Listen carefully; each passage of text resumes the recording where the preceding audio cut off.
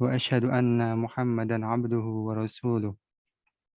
اللهم صل على Muhammad wa ala ali Muhammad. Amma ba'du. Pada para hadirin, Bapak Ibu dosen,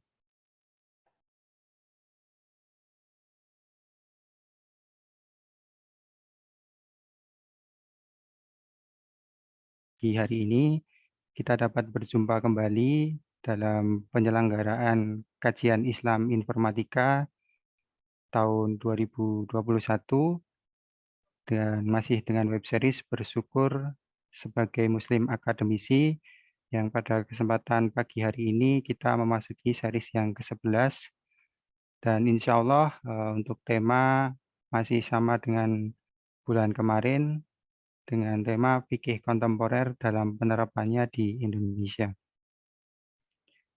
Baik, untuk memulai acara pada kesempatan pagi hari ini, marilah kita buka bersama-sama dengan bacaan basmalah.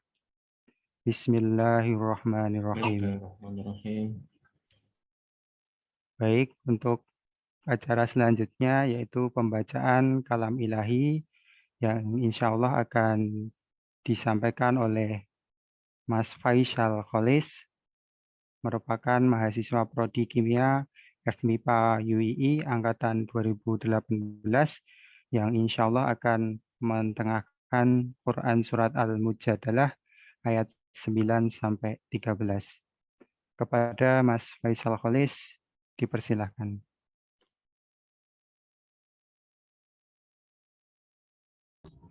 Bismillahirrahmanirrahim. Assalamualaikum warahmatullahi wabarakatuh. Waalaikumsalam warahmatullahi wabarakatuh.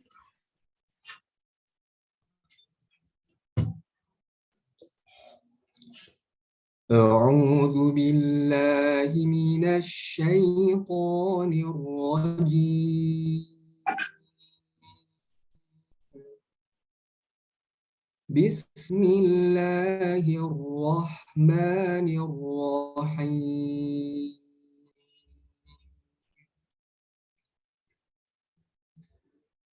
يا أيها الذين آمنوا إذا تناجيتم فلا تتناجوا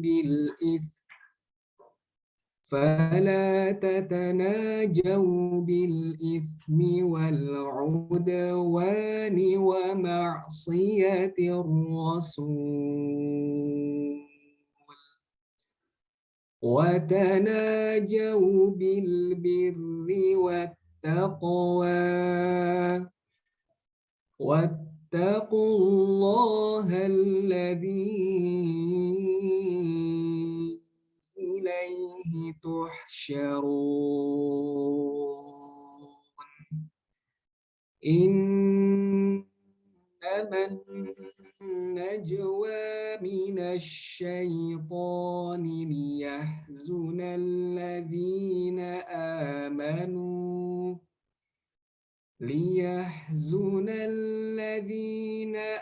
آمنوا وليس بضارهم شيئا إلا بإذن الله وعلى الله فليتوكل المؤمنون. يا أيها الذين آمنوا إذا قيل لكم تفسحوا في المجالس فافسحوا يفسح الله لكم وإذا قيل انشزوا فانشزوا يرفع الله الذين آمنوا منكم والذين أوتوا العلم درجات والله بما تعملون خبير يا أيها الذين آمنوا إذا ناجيتم الرسول فقدموا بين يدي نجواكم صدقة ذلك خير لكم وأطهر فإن لم تجدوا فإن الله غفور رحيم أأشفقتم أن تقدموا بين يدي نجواكم صدقات فإذ لم تفعلوا وتاب الله عليكم فأقيموا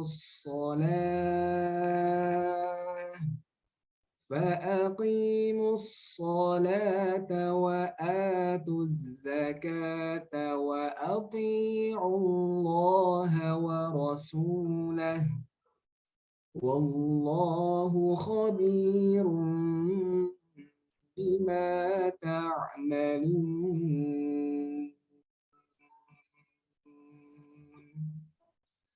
صدق الله العظيم.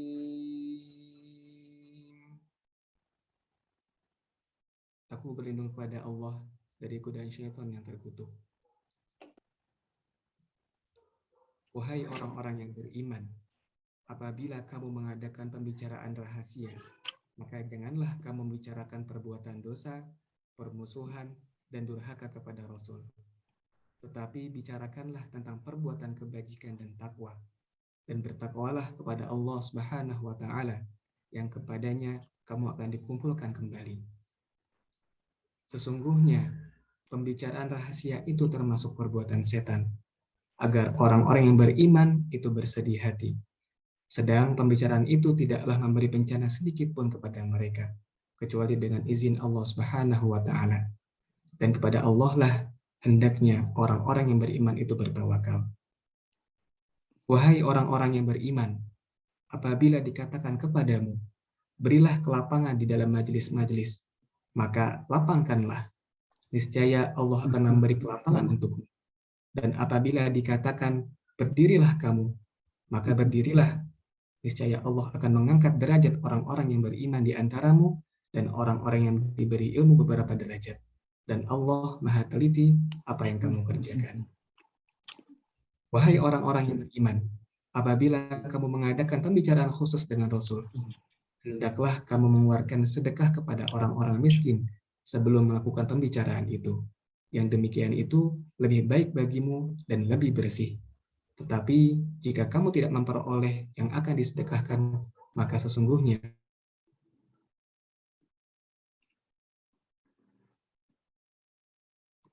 Allah Subhanahu wa Ta'ala Maha Pengampun lagi Maha Penyayang. Apakah kamu takut menjadi seorang sedekah sebelum melakukan pembicaraan dengan Rasul? Tetapi jika kamu tidak melakukannya dan Allah telah memberi ampun kepadamu, maka laksanakanlah sholat dan tunaikanlah zakat, serta taatlah kepada Allah dan Rasul-Nya. Dan Allah Maha teliti terhadap apa yang kamu kerjakan. Allahumma arhamna bil Quran. Wassalamualaikum warahmatullahi wabarakatuh. Waalaikumsalam warahmatullahi wabarakatuh. Jazakumullahu khairan katsir kepada Mas Faisal Kholis atas lantunan ayat suci Al-Quran pada kajian pagi hari ini. Menginjak pada acara selanjutnya yaitu materi kajian inti yang insya Allah pada pagi hari ini kita akan dibersamai oleh Ustadz Ahmad Sarwat LCMA. Beliau merupakan salah satu anggota di Rumah Fikih Indonesia yang insya Allah pada kesempatan pagi hari ini kita akan bersama-sama belajar untuk mengkaji lebih dalam tentang fikih kontemporer dalam penerapannya di Indonesia. Sebelum kita mulai, akan saya sapa dulu kepada Ustadz Ahmad Sarwat. Assalamualaikum, Ustadz.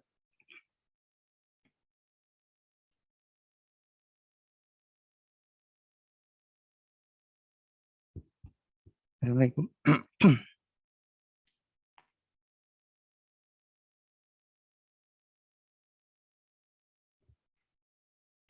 Assalamualaikum, Ustadz Ahmad.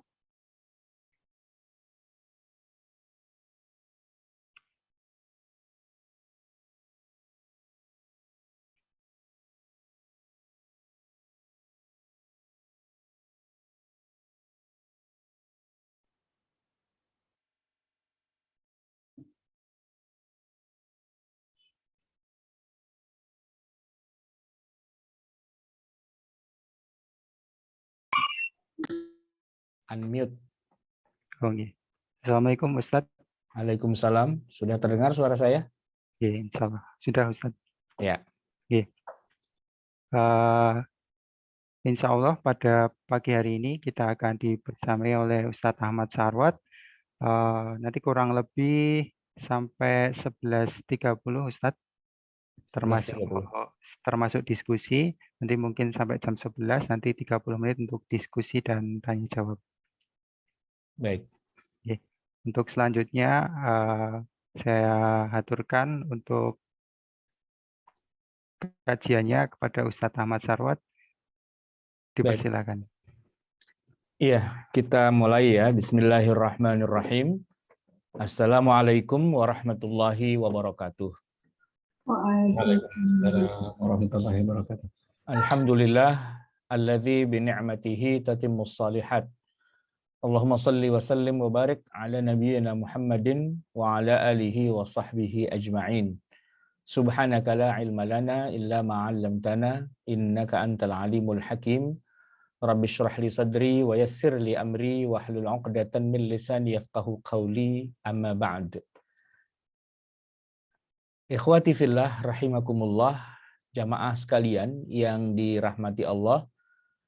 Tema yang akan kita bahas hari ini terkait dengan fikih kontemporer. Kita akan sedikit membahas atau mengenal lebih jauh tentang apa itu fikih kontemporer dan membandingkannya, mengkomparasikannya dengan ilmu fikih secara umum, ya. Jadi kalau boleh saya buat semacam pengertian gitu ya, apa yang dimaksud dengan ilmu fikih. Sebenarnya ilmu fikih itu sendiri kan adalah ilmu tentang hukum ya, hukum-hukum syariah gitu. Ini kalau kita lihat di pengertian, ilmu fikih itu adalah ilmu tentang hukum syariah. Jadi kalau kita bicara fikihnya saja gitu ya, fikihnya saja, kita bicara tentang hukum syariah. Tapi ketika kita bicara fikih kontemporer, maka fikih kontemporer itu adalah fikih yang disebut dengan membahas masalah-masalah yang saling kontradiktif di masa kini dan munculnya problem-problem. Ya, kenapa kok ini dikatakan kontradiktif dan banyak problem? Masalahnya beda dengan fikih yang sudah kita kenal, yang sudah baku selama ini, atau kalau boleh saya sebut tuh istilahnya fikih klasik. Bukan berarti tidak ada perbedaan di dalam fikih klasik, tapi kalaupun ada perbedaan itu sudah terpetakan, sehingga nggak jadi masalah karena sudah ada petanya. Misalnya yang sederhana ketika kita bicara tentang problematika secara umum ya, kan dalam ilmu fikih kita mengenal ada mazhab-mazhab gitu misalnya. Nah, mazhab-mazhab itu sudah terpetakan. Ada mazhab Syafi'i yang paling banyak di negeri kita. Kemudian nanti ada mazhab Hanafi di India, di Pakistan, di Saudi sendiri ada mazhab Hambali, nanti di Afrika Utara ada mazhab Maliki yang paling dominan. Kalaupun ada perbedaan pendapat di dalam mazhab-mazhab itu semua sudah ada pemiliknya, gitu. Jadi kalaupun kita mau ribut-ribut, kembalikan saja kepada pemiliknya, selesai. Kenapa kok yang satu kunut, yang satu nggak kunut, gitu misalnya dalam masalah sholat subuh, ya sudah. Yang kunut, ya silakan kunut, karena ada runutan, rujukan, dan pegangannya, yaitu misalnya mazhab Syafi'i, kunut subuh dengan hukumnya sunnah muakkadah bahkan gitu ya. Nanti yang tidak kunut mungkin mazhab Hanafi, kembalikan kepada mereka, biar mereka yang urus lah gitu ya perbedaan-perbedaan itu. Artinya kalau fikih yang klasik ya, itu kalaupun ada perbedaan itu sudah ada petanya, sudah ada di mana letaknya, tempatnya itu sudah selesai. Sama ketika kalau kita ngomongin perbedaan dalam masalah bacaan Al-Qur'an, ilmu qiraat yang berbeda-beda, mungkin pernah dengar ada qori membaca bacaan yang tidak lazim di negeri kita, ya katakanlah bacaannya qalun, ya Warash gitu ya, yang buat kita aneh gitu ya. Misalnya banyak yang pakai imalah, wadduha wallaili idza saja ma wadda'aka rabbuka wa ma qala gitu ya. Banyak yang pakai gitu di belakangnya. Itu nggak ada masalah. Ketika kita bilang oh itu qiraah sab'ah, di mana masing-masing imam, masing-masing perawi memang meriwayatkan dengan riwayat yang berbeda-beda dan nggak ada masalah. Kalaupun itu masih dipermasalahkan, itu kelas orang awam lah yang nggak tahu ceritanya. Tapi kalau kayak kita-kita ini yang sudah tahu, oh sudah selesai. Itu riwayatnya Hafiz. Begitu memang bacanya. Tidak ada imalah kecuali satu saja. Ketika membaca Bismillahirrahmanirrahim wa mursaha. Gitu. Tetapi ketika nanti di tempat yang lain itu tidak ada imalah. Nah, sementara qiraat yang lain, riwayat-riwayat yang lain bisa saja dia ada banyak imalah di sana sini yang buat telinga awam kita mungkin aneh. Tapi terjawab itu semua bahwa itulah ilmu qiraat yang berbeda-beda dan masing-masing ada rujukannya. Jadi ada petanya begitu kan.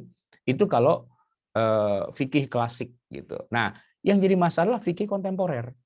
Kenapa? Karena belum sempat dibahas ya. Masa kejayaan ilmu fikih selama 10 abad lamanya itu sudah berlalu. 10 abad ya. Jadi mulai dari abad kedua lah kira-kira begitu tuh itu kejayaan ilmu fikih. Sebenarnya sih dari abad pertama juga sudah jaya sejak zaman Rasulullah bahkan gitu ya. Tapi taruhlah misalnya sejak era 4 mazhab itulah kira-kira kita bisa katakan masa-masa kebangkitan ilmu fikih ya. Itu berlangsung sampai 10 abad lamanya. Ya kan kalau abad kedua tambah 10 itu kan berarti abad ke-12 gitu kan. Sekarang kita ini ada abad ke-14 Hijriah. Nah, 200 tahun terakhir ini saja kan kemudian katakanlah perkembangan ilmu fikih itu mengalami stagnan begitu, tidak ada lagi istilahnya perkembangan yang signifikan gitu kan sejak itu. Tapi kemudian problematikanya adalah justru di zaman-zaman 200 tahun terakhir ini malah terjadi begitu banyak perubahan kehidupan yang sangat gradual. Jadi nggak ketemu ya kejayaan umat Islam, kejayaan ilmu fikih itu kira-kira 10 abad lalu tenggelam. Nah, begitu ilmu fikihnya tenggelam, muncullah perubahan yang sangat gradual di masa berikutnya. Yang seharusnya ini mendapatkan jawaban dari ilmu fikih, tapi ilmu fikihnya sudah selesai, begitu. Sudah habis sehingga agak dalam tanda petik tergagap-gagap umat Islamnya ketika menghadapi realitas ini, gitu. Seandainya perkembangan zaman, ledakan perkembangan zaman terjadi di masa kejayaan fikih, mungkin selesai. Tapi yang terjadi sekarang tuh memang kayaknya mungkin Allah sendiri yang punya skenario begitu ya. Masa-masa kejayaan fikih itu di 10 abad itu boleh dibilang tidak tertandingi. Di masa itu mereka bahkan bisa menjawab masalah-masalah jauh ke depan yang belum terfikirkan istilahnya atau yang bukan belum terfikirkan, yang belum terjadi tapi bisa diprediksi nih. Ini pasti bakalan terjadi nih. Nanti kalau terjadi begini-begini, jawabannya begini ya, gitu. Dan ketika benar terjadi ya terjadi, gitu. Tapi itu prediksinya nggak terlalu jauh, ya mungkin 10 tahun ke depan, 100 tahun ke depan tuh iya. Tapi kalau sampai 200 tahun ke depan atau sampai abad 21 gitu Masehinya atau abad ke-14-15 Hijriah, nah itu ilmu fikih belum sampai gitu. Daya pandangnya itu belum sampai. Saya katakan begini ya, umat Islam itu kan mengalami problem besarnya ya ketika dunia ya umat manusia itu mengalami perkembangan zaman yang mengalami istilahnya loncatan ilmu pengetahuan, seperti loncat gitu dari kehidupan yang biasa-biasa saja gitu ya. Terus tiba-tiba masuk masa revolusi industri ya di Inggris dan di seluruh Eropa, seakan-akan umat manusia tuh kayak mengalami high explosion, ya, ledakan yang sangat dahsyat gitu. Banyak penemuan teknologi yang di masa lalu tuh cuma ya istilahnya imajinatif saja, hayal saja gitu kan. Ternyata bisa jadi kenyataan, ya kan? Nah, di 200 tahun terakhir inilah kemudian manusia tuh bisa terbang gitu ya, bisa keluar angkasa, bisa menyelam ke dalam laut gitu, bisa mengenal alam lain ya, makrokosmos maksudnya ada ilmu astronomi, terbukalah begitu banyak misteri yang selama ini nggak terbuka begitu ya, tentang astronomi, tentang makrokosmos, bahkan tentang mikrokosmos gitu. Banyak hal yang selama ini gelap gitu tiba-tiba seperti terbuka begitu. Dan banyak sekali perilaku-perilaku umat manusia yang nyaris tidak pernah terjadi di masa lalu. Di 10 abad di zaman keemasan ilmu fikih itu nggak pernah terjadi. Tapi kemudian begitu ilmu fikihnya tenggelam, kita umat manusia ya, salah satunya ya termasuk umat Islam, itu yang mengalami tadi problem-problem perubahan-perubahan yang sangat gradual, yang sangat mendasar, kehidupan yang sangat berubah dari apa yang pernah ada sebelumnya. Dan disitulah kemudian terjadi tantangan terberatnya, yaitu ilmu fikihnya belum sempat membahas. Karena unpredictable, sama sekali tidak terprediksi akan terjadi hal-hal seperti itu. Nggak terprediksi. Jadi ini adalah zaman baru yang tidak pernah terfikirkan akan ada, gitu. Tidak pernah terfikirkan akan terjadi, gitu. Bahkan jangankan orang dulu, orang sekarang saja untuk memahami apa yang sedang terjadi pun itu nggak banyak yang memahaminya. Ya, saya kasih contoh yang paling sederhana. Paling sederhana. Gini, kita kan sudah mengenal komputer ya, sudah mengenal internet gitu ya. Kalau kita mau bikin sebuah katakanlah halaman di internet ya, kita bikin website gitu ya, maka kan kita harus keluar modal. Kita harus punya server, ya, membiayai beli server, kemudian kita berlangganan ISP biar kita bisa connect ke internet dan sebagainya gitu ya. Jadi kan istilah kita harus modal gitu. Kalaupun kita nggak beli server, kita sewa istilahnya pakai hosting gitu ya. Nah, makin besar ruang yang kita sewa ya tentu makin mahal gitu ya. Nah, mungkin kita mau apa gitu, mau nyimpen apa-apa di cloud gitu, ada film, ada gambar, ada banyak gitu, itu berbayar gitu kan. Nah, tapi ada yang unik. Kita mengenal ada namanya YouTube. YouTube ya. YouTube itu gratis. Nontonnya gratis, nguploadnya gratis. Padahal kalau kita pikir-pikir ya, saya saja secara pribadi bikin konten di YouTube ya, itu udah ribuan gitu. Kajian-kajian keislaman tuh ribuan. Dan tahu sendiri ya, file video itu kan gedenya luar biasa. Jadi bergiga-giga, mungkin bertera-tera gitu ya kan. Udah ribuan masalahnya. Itu saya belum pernah membayar kepada YouTube. Belum pernah. Malah, nah ini yang bikin kita puyeng.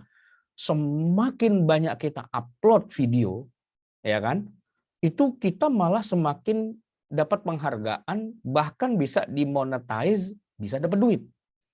Nggak kebayangkan ada profesi namanya YouTuber. Nggak kebayang. Dia naruh konten, ya naruh video di situ gratis, dan makin banyak yang nonton, makin banyak yang bayar. Kan pertanyaan dasarnya begini, siapa yang mau bayar? Harusnya kan dia bayar ke YouTube, karena numpang naruh file gitu kan.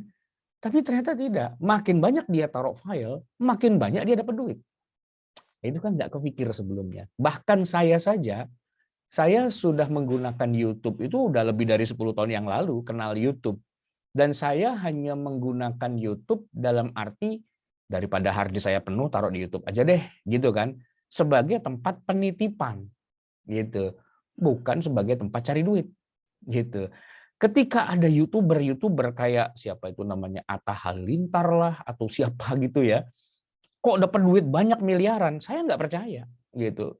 Nggak mungkin lah. Dari mana duitnya? Gitu kan? Nggak mungkin. Saya nggak bisa memahami kok orang makin banyak bikin konten, makin banyak dapat duit. Itu kejadiannya masih 5 tahun yang lalu. Saya nggak paham itu. Gimana kok bisa kayak gitu ya? Tapi makin ke sini, oh gitu ya ternyata. Oh jadi nanti ada iklannya. Oh nanti orang yang iklan tuh bayar gitu. Oh yang bayar tuh nanti dia akan dapat share gitu kan. Makanya orang kalau bikin YouTube tuh harus jangan lupa subscribe, like dan apalagi gitu ya. Nah gitu kan, share, like, apa gitu ya, subscribe gitu. Nah, oh gitu. Oh jadi ada mekanisme baru ya. Padahal untuk bisa terkenal nonton muncul video kita atau wajah kita di TV zaman dulu ya, itu susah, mahal. Masang iklan di TV itu mahal banget. Saya nih bisa nongol di TV RI atau bisa nongol di Trans 7 gitu ya. Wah itu kalau bukan karena anugerah mana bisa gitu ya kan. Durasi harga per detik tuh mahal banget kalau di TV. Tapi kemudian zaman berubah. Orang sudah mulai meninggalkan TV dan orang masuk ke YouTube. Dan YouTube itu seperti setiap orang punya stasiun TV sendiri. Makin banyak dia bikin konten, makin banyak yang nonton, makin dapat duit dia. Wah itu sebuah bisnis yang untuk bisa memahaminya saja, kita hidup di zaman sekarang, kita nggak nyambung, nggak paham gitu. Bayangkan kalau orang hidup di zaman Nabi mikirin YouTube, udah nggak cambung sama sekali, gitu kan? Karena perubahannya terlalu jauh, terlalu kemana-mana gitu. Ya misalnya begini, kalau kita mundur 10 tahun yang lalu ya, mana ada YouTuber? Itu nggak ada, gitu. Nggak ada YouTuber, ya kan? Nggak ada YouTuber. Dan YouTube ada, tapi YouTuber orang kerja di YouTube dapat duit bikin konten itu nggak ada, gitu. Bahkan dulu YouTube itu tempat pembajakan. Kita kalau mau nonton film bajakan di YouTube, kita kalau mau dengerin lagu bajakan ya di YouTube. Tempat orang mencuri dan hasil curiannya taruh di YouTube gitu loh. Orang ngebajak, hasil bajakannya taruh di YouTube gitu. Tapi entah bagaimana kemudian YouTube bisa melakukan hal yang aneh gitu, yang nggak kebayang. Ada istilah monetize.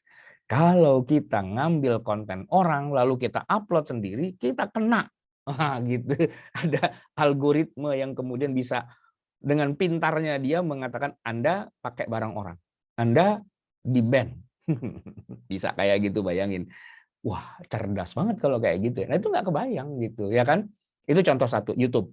Contoh yang lain sekarang startup, ya kan? Misalnya ada aplikasi-aplikasi online dan sebagainya ya. Yang mana yang paling gampang GoFood deh, yang paling gampang. GoFood itu nggak kebayang loh, ya. 10 tahun yang lalu nggak kebayang tuh ada GoFood. Gini, kita mau makan, ya kan? Dulu kalau kita mau makan, kita berburu dong, ke sono kemari, wah gitu kan, berburu secara real gitu, cari tempatnya, cari makanan gitu-gitu kan. Hari ini kita nggak perlu, kita cuma pakai HP aja, pencet semua makanan yang Next Carlos ceritain, tinggal pencet datang sendiri gitu, nggak kebayang gitu kan.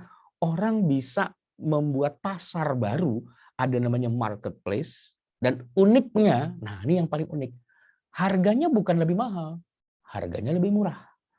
Maka itu istri saya udah berhenti masak. Ngapain gua masak? Modalnya lebih gede. Mendingan beli pakai GoFood gitu ya. Makin banyak yang dia beli, harganya makin murah. Nggak masuk akal, sama sekali nggak masuk akal. Kok bisa dapat cashback? Itu gimana ceritanya gitu loh. Ini sistem kehidupan yang kita saja yang hidup di dalamnya tuh belum bisa langsung, oh gitu ya, belum bisa. Lama dulu kita pelajari baru, oh gitu. Oh gitu. Ternyata ada istilah burning the money. Wah, bakar duit gitu. Awalnya dari Gojek dulu. Orang naik ojek dulu kan dari sini ke sono tuh langsung tembak 15.000, 30.000. Wah, seenaknya tukang ojek aja. Begitu kita naik Gojek, ya cuman goceng gitu. Kok murah banget gitu kan? Apa nggak rugi tukangnya? Ternyata enggak. Tukangnya dikasih, kitanya dikasih murah. Ini duit dari mana kok bisa memberikan yang lebih murah? Oh, ternyata ada burning the money gitu kan. Nggak kebayang kita tuh gimana ya perusahaan sebesar itu kemudian bakar-bakar duit. Tukang Gojek semuanya dapat, seneng gitu kan, dan kitanya juga seneng juga. Awalnya tukang ojek pangkalan nggak bisa terima, marah besar karena mereka itu merasa pendaringannya diambil. Itu ketika mereka nggak paham apa itu Gojek gitu. lama, akhirnya mereka daftar aja jadi driver Gojek sekalian. Dan jadilah mereka ojek pangkalan juga, tapi jadi jaket hijau juga, gitu kan? Ternyata bisa gitu. Nah itu kan ketika ada perubahan-perubahan baru tuh orang nggak kepikir hal-hal kayak gitu, ya kan? Tapi ternyata itu malah jadi sesuatu yang luar biasa dan kita tuh berpikirnya ketinggalan 30 tahun gitu loh. Orang sana, orang yang menciptakan marketplace, menciptakan apa tadi itu semua itu udah berpikir ke depan udah jauh banget. Kita masih mikirnya zaman dulu gitu. Yang ketiga nih saya punya teman. Dulu sih ya, kalau sekarang wallahu alam masih kenal apa enggak. Itu loh Pak, siapa Menteri BUMN kita, Pak Erick Thohir, itu dulu teman main saya juga tuh. Karena waktu sekolah SMA 3 itu ternyata kita teman sekelas gitu ya. Cuman lulus beliau tuh kan sekolah di Amerika apa gimana gitu kan ya. Itu bisnisnya aneh. Dia bisnis olahraga. Bola. Dia beli klub basket dulu, kemudian dia beli klub bola gitu kan. Tapi jadi duit. Saya nggak kepikir itu gimana caranya. Di sini yang namanya bola tuh hasilnya tawuran. Apa namanya si boneknya itu ribut sama Persija ribut. Pokoknya isinya tuh kerusuhan aja gitu. Kalau di Indonesia ya, bola itu kerusuhan gitu. Ternyata di Eropa, bola itu bisnis miliarder kelas tinggi. Jadi ada bola itu sampai klub itu bisa punya stadion sendiri, bisa punya macam-macam gitu kan. Itu ternyata perusahaan besar loh, bisnis sepak bola. Bisnis NBA itu ya di Amerika itu main basket tuh jadi duit gitu istilahnya. Kita kan di sini, saya dulu SMA 3 kan, saya bukan tim basket sih, tapi ya namanya anak sekolah kan bangga dengan sekolah. Wah, tim basket SMA 3 menang girang. SMA 3 kalah berantem kita. Main basket judulnya berantem kita. Tapi di Amerika, di Eropa sana, itu sudah nggak begitu cara berpikirnya. Udah jadi duit gitu. Wah, nggak kebayang gitu kan. Jadi perubahan-perubahan yang sangat gradual itu terjadi. Dan kita yang hidup di tengahnya itu, kita aja telat memahaminya. Kita aja telat. Nih saya kasih contoh nih. Ini barang kayak gini, handphone kita ini ya. Ini teknologi yang sangat-sangat maju. Tapi kebanyakan kita masih menggunakan handphone sebagai telepon dan SMS. Cuman 2 itu fungsinya. Gitu. Padahal ini di dalamnya ini ada 50 alat gitu. 50 alat yang dulunya kita harus punya barangnya. Ada mesin fotokopi, ada mesin scanner, ada mesin faksimil, ada banyak kalkulator, dan sebagainya. Ternyata sekarang itu menjadi satu ini. Di dalamnya ada sekian banyak fungsi. Tapi kita hanya memfungsikan kebanyakan cuma 2, yaitu buat nelpon sama buat WhatsApp. Itu doang. Gitu kan. Jadi teknologinya maju ke depan, kitanya tuh ketinggalan di belakang. Gitu. Dan nggak tahu cara menggunakannya gitu. Padahal bisa semua dengan HP ini dan kita masih terbengong-bengong, terlolok-lolok gitu. Dan contohnya adalah ketika terjadi pandemi. Pandemi, silakan aja terjadi pandemi dan kita nggak usah sekolah, nggak usah ngantor, semua pakai HP. Ya, kita belajar, ngaji, sekolah, kuliah semua online, gitu kan? Tapi ada tapinya. Yang melek teknologi langsung belajar, belajar Zoom, belajar apa dan sebagainya. Tapi yang nggak ngerti dengan teknologi, kagak melek, pengajiannya bubar. Sampai hari ini belum mulai lagi. Karena dia nggak bisa cara menggunakan ngaji kok pakai handphone itu nggak nyambung buat dia. Nggak seru gitu dia bilang. Ya itu, jadi teknologinya maju kemana-mana, orangnya ketinggalan di belakang. Dan nggak terbuka pemikirannya begitu. Nah itu, jadi sebenarnya permasalahan kita itu adalah ketika teknologi melesat, meledak, maju banget kemana-mana, kitanya ketinggalan, gitu. Tidak bisa mengikuti tren perkembangan zaman, kitanya ada di belakang dan cenderung malah memusuhi teknologi, cenderung malah memusuhi teknologi, gitu kan? Padahal kita hidup di abad 21 loh, di zamannya, di depan mata kita itu. Apalagi orang yang hidup di masa lalu, di masa Rasulullah, di masa 10 abad pertama. Nggak akan kebayang itu apa yang dimaksud dengan cryptocurrency. Nggak akan kebayang. Nggak akan kebayang gitu. Jadi semua produk fikih klasik itu sama sekali nggak ada gunanya. Hari ini kalau kita ngomongin teknologi terbaru, nggak kebayang gitu. Bahkan kita yang hidup di zaman sekarang saja itu nggak paham dengan perkembangan teknologi yang seperti itu. Apalagi orang yang di zaman dulu. Mereka ahli fikih, benar. Kita punya 4 mazhab, ya sepanjang 10 abad lah, pokoknya itu masa gemilang semua. Tapi ingat ya, gemilangnya untuk realitas di masa mereka. Untuk realitas di masa kita, gitu ya, itu kitab-kitab fikih mereka itu banyak yang nggak nyambung dengan realitas kita. Saya kasih contoh yang paling dasar dulu, uang, ya. Jamaah sekalian, 10 abad lamanya umat manusia di bawah ilmu fikih klasik itu nyaris tidak pernah ada perubahan apapun tentang konsep uang. Konsep uang yang dikenal dalam ilmu fikih klasik adalah konsep uang yang juga ada di masa Rasulullah. Uang itu adalah logam mulia, emas yang disebut dengan dinar dan perak yang disebut dengan dirham. Jauh sebelum masa Rasulullah hidup, orang zaman dulu, para nabi terdahulu juga hidupnya dengan menggunakan alat tukar berupa emas dan perak. Kisah Ashabul Kahfi yang bangun 309 tahun, tidur di goa, bangun-bangun lapar, cari makan, itu duitnya duit perak, gitu ya kan. Sampai di zaman Nabi Muhammad duit perak masih ada, gitu. Duit emas masih ada. Sampai 10 abad kemudian ya, itu duit perak, duit emas itu masih dipakai gitu. Tapi jamaah sekalian, kalau kita lihat sejarah uang gitu ya, kira-kira 100-200 tahun yang lalu itu orang sudah mulai sedunia ya, mulai meninggalkan keping logam emas dan perak. Sudah tidak lagi dipakai. Kenapa? Nggak efisien, nggak aman. Banyak kelemahannya dan sebagainya, akhirnya orang sudah mulai menyimpan emasnya di bank, lalu bank menerbitkan surat kertas yang kita sebut sebagai cikal bakal dari uang kertas hari ini. Tapi itu baru cikal bakal. Jadi nggak usah bawa duitnya, nggak usah bawa emasnya kemana-mana. Emasnya taruh aja di bank. Yang kita bawa suratnya aja. Jadi kalau kita bayar, kita cuman seolah-olah bilang begini, saya punya emas di bank saya ya, gitu. Dan saya bayar tuh. Jadi emas yang ada di bank saya itu jadi milik kamu. Sekarang nih buktinya. Jadi uang kertas di masa awal cikal bakalnya, sebelum yang modern sekarang ya, awal mulanya itu adalah representasi dari emas dan perak. Gitu kan? Oke, nggak masalah. Emasnya ada, peraknya ada.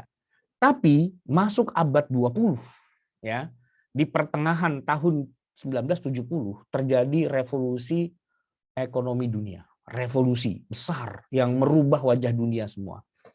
Waktu itu Presiden Amerika Richard Nixon. Nixon itu Presiden Amerika. Itu kan mereka sudah menerbitkan kertas ya, dolar itu kan sudah banyak gitu, tapi cadangan emasnya kurang. Jadi inflasi. Dolar yang begitu banyak itu beredar tapi tidak mewakili jumlah yang emas yang mereka punya gitu. Itu dianggap salah kan seharusnya. Tapi mereka bilang enggak apa-apa. Uang dolar yang kita cetak itu kita dijamin oleh negara gitu. Walaupun negara nggak punya emasnya, nggak apa-apa, nggak penting sama emas. Kita tidak lagi bersandar pada emas. Kita tidak perlu lagi percaya pada ada emas atau tidak. Kita percaya langsung pada Tuhan saja. Makanya di uang dolar itu ada tulisan in God we trust, bukan in gold we trust gitu. Kita percaya pada Tuhan, bukan pada emas, gitu kan? Nah, itu ada ungkapan yang hebat itu, go to hell with your gold gitu. Bawa ke neraka tuh emasmu itu. Gak penting lagi orang itu, uang itu adalah bersandar pada emas gitu. Jadi bersandar pada apa? Bersandar pada Tuhan. Nah, bahasa komunikasinya begitu. Tapi maksudnya negara yang menjamin. Dah gitu. Makanya kemudian muncul di hari itu Amerika sudah menghapus emas-emas itu dan menggantinya dengan uang kertas aja. Ya tentu ada konsekuensinya, ada inflasi kan pastinya kan. Nah, inflasi itu kemudian dampaknya adalah setiap mata uang itu punya nilai yang naik turun gitu. Tergantung fundamental ekonominya. Kalau ekonominya mantap, dapat kepercayaan, nilainya tinggi. Kalau negaranya hancur, ekonominya berantakan, tingkat kepercayaan dunia kepada mata uangnya negara itu juga ambrol juga gitu kan. Dia jadi murah gitu, kayak rupiah gitu. Dulu kita $1 sama dengan 2.000. Sekarang $1 14.000 atau 15.000. Bahkan pernah $1 itu 20.000. tingkat kepercayaan masyarakat dunia terhadap mata uang kita itu rendah, maka nilainya jadi turun.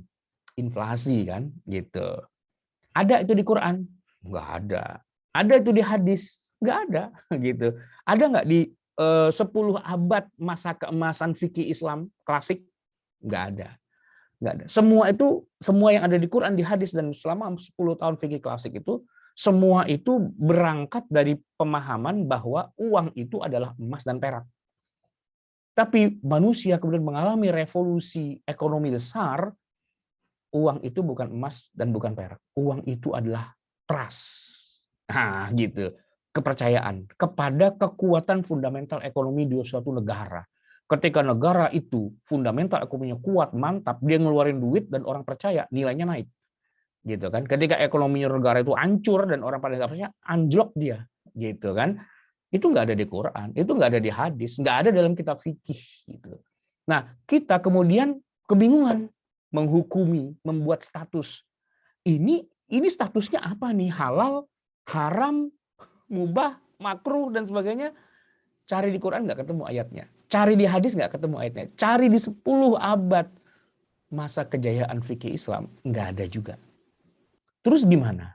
Ya, harus diijtihadkan ulang di zaman sekarang. Itu namanya fikih kontemporer. Fikih kekinian yang nggak ada rujukannya di Quran, Sunnah, dan sepanjang sejarah. Karena fenomena yang sangat baru, tidak pernah terfikir oleh orang zaman dulu. Bahkan sebagian besar orang di zaman sekarang pun nggak paham. Kan nggak paham kita itu. Apa yang dimaksud dengan rupiah? Apa yang dimaksud dengan dolar? Apa yang dimaksud dengan currency? Gitu. Itu kebanyakan kita nggak paham. Kita taunya ya duit, ya udah selesai duit aja. Padahal duit itu apa sih sebenarnya? Kan gitu ya. Hanya orang yang benar-benar belajar ekonomi makro, mikro gitu ya.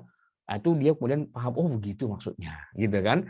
Nah, tentu nggak bisa gitu. Orang yang nggak ngerti masalah itu, yang belajarnya kitab fikih klasik doang, tiba-tiba mau menghukumi sesuatu yang dia aja nggak paham nih maksudnya apa sih, gitu loh, nggak paham.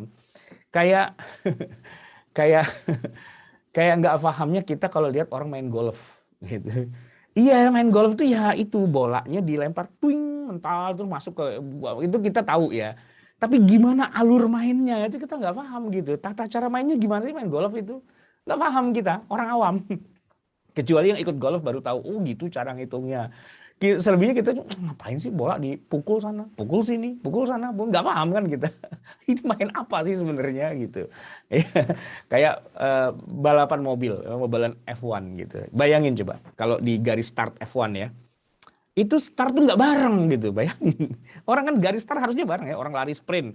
Ini pelari 1, 2, 3, 4 itu garisnya sama, baru di print on your mark, get set, go, kan lari bareng gitu kan, adil dong. Coba bayangin, balapan F1, itu ada mobil paling depan, ada di belakangnya, ada yang paling belakang. Saya bilang, ya pasti aja yang paling belakang startnya kalah lah, orang dia paling belakang kok, gitu kan. Oh ya enggak gitu katanya. Nah, terus gimana? Itu ada begini, ada babak kualifikasi, ada babak bla bla bla bla bla gitu. Puyeng. Saya tahu kalau balapan tuh mobil jejer berdua, prit, bersedia siap, go kan gitu, bareng gitu loh. Ini yang satu di depan banget, yang satu di belakang banget. Kok suruh balapan? Logika saya nggak nyambung gitu. Tapi bukan karena F1-nya jelek, sayanya aja nggak paham.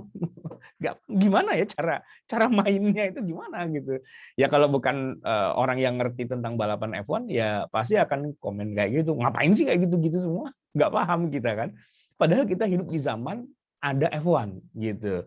Maksudnya kita nonton setiap hari kan ya. Cuman kita nggak mendalami dunia itu. Jadi kita nggak paham itu ngapain sih sebenarnya itu balapan kayak gitu. Kok curang sih? Kenapa yang satu startnya di depan, yang satu startnya di belakang? Nggak paham kita. Nah gitu. Jadi ya banyak hal yang di dalam perkembangan zaman sekarang itu banyak hal-hal yang kita nggak pahami.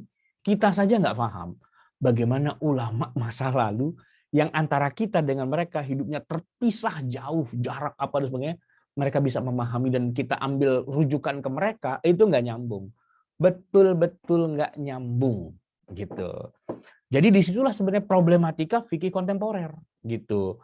Harus orang zaman sekarang belajar ilmu fikih, menguasai ilmu fikih, mempelajari fikih masa lalu, biar dia jadi seorang faqih, jadi orang mujtahid gitu kan, belajar banyak tentang itu, dan kemudian dia mempelajari apa yang realistis di zaman sekarang. Dia harus paham dulu.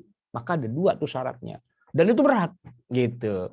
Untuk jadi mujtahid aja berat. Dia kan harus hafal Quran, dia hafal hadis, dia hafal usul fikih, dia tahu apa namanya, dia kenal ijma, dia tahu mana nasikh mansukh, bla bla bla, panjang gitu kan. Untuk jadi mujtahid mutlak mustaqil hari ini sudah nggak mungkin lah gitu kan. Paling-paling kita bisa mempelajari gitu. Kayak saya dulu ya kuliah S1 di Fakultas Syariah gitu. Kita memang belajar ya fikih 4 mazhab. Kita menelusuri bagaimana logika-logika para ulama sepanjang zaman ketika menghadapi problem di masa mereka, gitu ya. Wah, begini. Kita paham dan kita tahu. Oh, hukumnya begini. Oh, hukumnya begini. Oh, menurut Syafi'i begini, menurut Maliki bla bla bla. Oke, tapi ingat, semua yang mereka bahas itu adalah masalah yang hidup ada di mereka, yang ada di zaman mereka. Dan kita nggak bisa kemudian tanya kepada Imam Syafi'i, ini cryptocurrency gimana Imam Syafi'i? Kalau Imam Syafi'i bisa hidup zaman sekarang, dia akan bilang, meneketeh, oh, nggak ada cryptocurrency di zaman saya. Gitu kan. Sebutlah siapa ulama paling top dalam ilmu fikih di masing-masing mazhab gitu, Imam Abu Hanifah gitu misalnya. Tanya kepada Imam Abu Hanifah gitu ya, ini bunga bank itu gimana Imam Abu Hanifah? Ya, kalau saya ngebayangin gitu, kata Imam Abu Hanifah, lu pikirin sendiri aja. Bang kagak ada di zaman gua, tong gitu. Lu hidup di abad 21, lu pikirin itu. Jangan nanya saya nggak tahu karena nggak ada di zaman saya itu ada ada transaksi bank. Nggak ada kan? Nggak ada. Quran tuh nggak pernah ngomong bank, ya. Fikih hadis Nabi nggak ada bank. Dan nggak ada sebuah akad di dalam ilmu fikih klasik. Cari mau dari abad keberapa, abad pertama sampai abad ke-12 Hijriah, ya, dari mulai kitab fikih generasi pertama Al-Hujjah karya Imam Asy-Syafi'i sampai yang karyanya Qalyubi 12.200 sekian gitu kan. Qalyubi Umairah itu kan udah paling akhir gitu ya. Nggak ada ngomongin bank, asuransi itu nggak ada. Kenapa? Ya di zaman mereka bank itu nggak ada. Asuransi itu nggak ada gitu. Jadi kalau kita mau tahu hukumnya bank, hukumnya asuransi, kok ngelihatnya ke fikih 14 abad yang lalu, sama juga bohong. Karena nggak pernah dibahas gitu. Bahkan kita yang hidup hari ini, kita nih, kan kita tahu ada bank ya kan, tapi kita nggak paham sepenuhnya.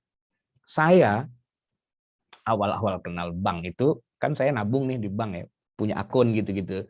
Terus kata mbaknya di tellernya itu bilang, Bapak mau rekening koran? Saya nggak langganan koran, Mbak, saya bilang. Jadi kenapa saya diminta rekening koran? Itu diketawain.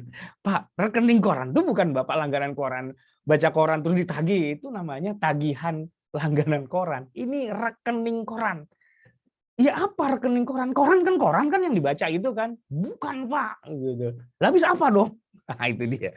Ya kan? Kita hidup di abad 20, kita bertransaksi dengan bank, tapi istilah-istilah perbankan banyak yang kita nggak tahu.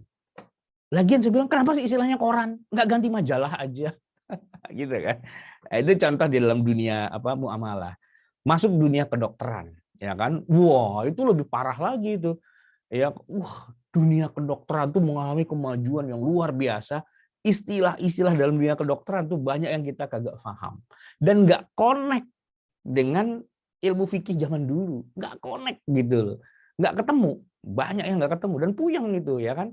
Saya masuk nih ke dalam sebuah rumah sakit, lalu saya dirujuk ke bagian radiologi. Tar saya bilang, saya kalau radio di rumah punya sih ya, mau yang 2 ban apa 4 ban, FM apa AM, radiologi. Ini belajar ilmu radio apa gimana? Ternyata bukan, istilahnya doang radio gitu. Kita tuh sama rumah sakit kita tahu, tapi detailnya isi rumah sakit kayak apa kita nggak tahu. Kita sama bank tahu, itu bank, tapi isinya bank tuh kayak apa kita banyak nggak tahu. Padahal kita hidup di zaman modern gitu loh. Bayangkan bagaimana kita bisa membuat fatwa terkait hukum bank itu kalau kita nggak paham apa itu bank dan kita juga nggak ngerti ilmu fikih klasik sepanjang zaman. Kan kacau itu. Dan itulah yang terjadi sekarang ini. Ya, ilmu fikih itu kehilangan begawannya, pakar-pakarnya, karena pakarnya sudah pada selesai kan, masa hidupnya sudah lewat, itu masa jayanya. Dan di zaman sekarang kita punya dua problem. Kita nggak punya pakar fikih dan kita banyak yang nggak ngerti realitas kehidupan sekarang. Sehingga ketika kita menghadapi semua hal itu, masalah-masalah kontemporer, rata-rata kita tuh hanya improvisasi. Improvisasi gitu. Gini kali ya, gitu kali ya, gini kali ya, cuman gini gitu kali gitu. Karena rata-rata kita nggak ngerti sebenarnya masalah itu. Ya istilahnya main tebak-tebakan, ya main tebak-tebakan biji manggis lah gitu ya kan. Nah, itu tuh menjadi ciri khas fikih kontemporer adalah fikih yang banyak khilafiyahnya. Karena setiap satu orang ulama di zaman sekarang ditanya pandangannya dia terhadap sebuah masalah, dia punya pemahaman A. Tapi temannya dia punya pemahaman B. Temannya lagi punya pandangan C, D, E, F, G, H, I, J, dan seterusnya. Begitu mereka kumpul, nggak ada yang cocok. Satu dengan yang lain punya ide yang beda-beda. Nggak ada rujukan masalahnya. Mau ngerujuk kemana? Ke Quran? Nggak ada.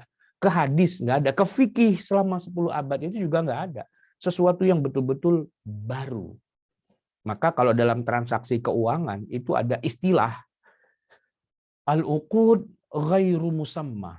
Akad-akad yang belum terdefinisikan. Akad, tapi nggak ada rujukannya di masa Nabi dan sepanjang 14 abad itu nggak ada rujukannya. Baru ada akad tuh hari ini. Munculnya itu akad hari ini. Gimana hukumnya?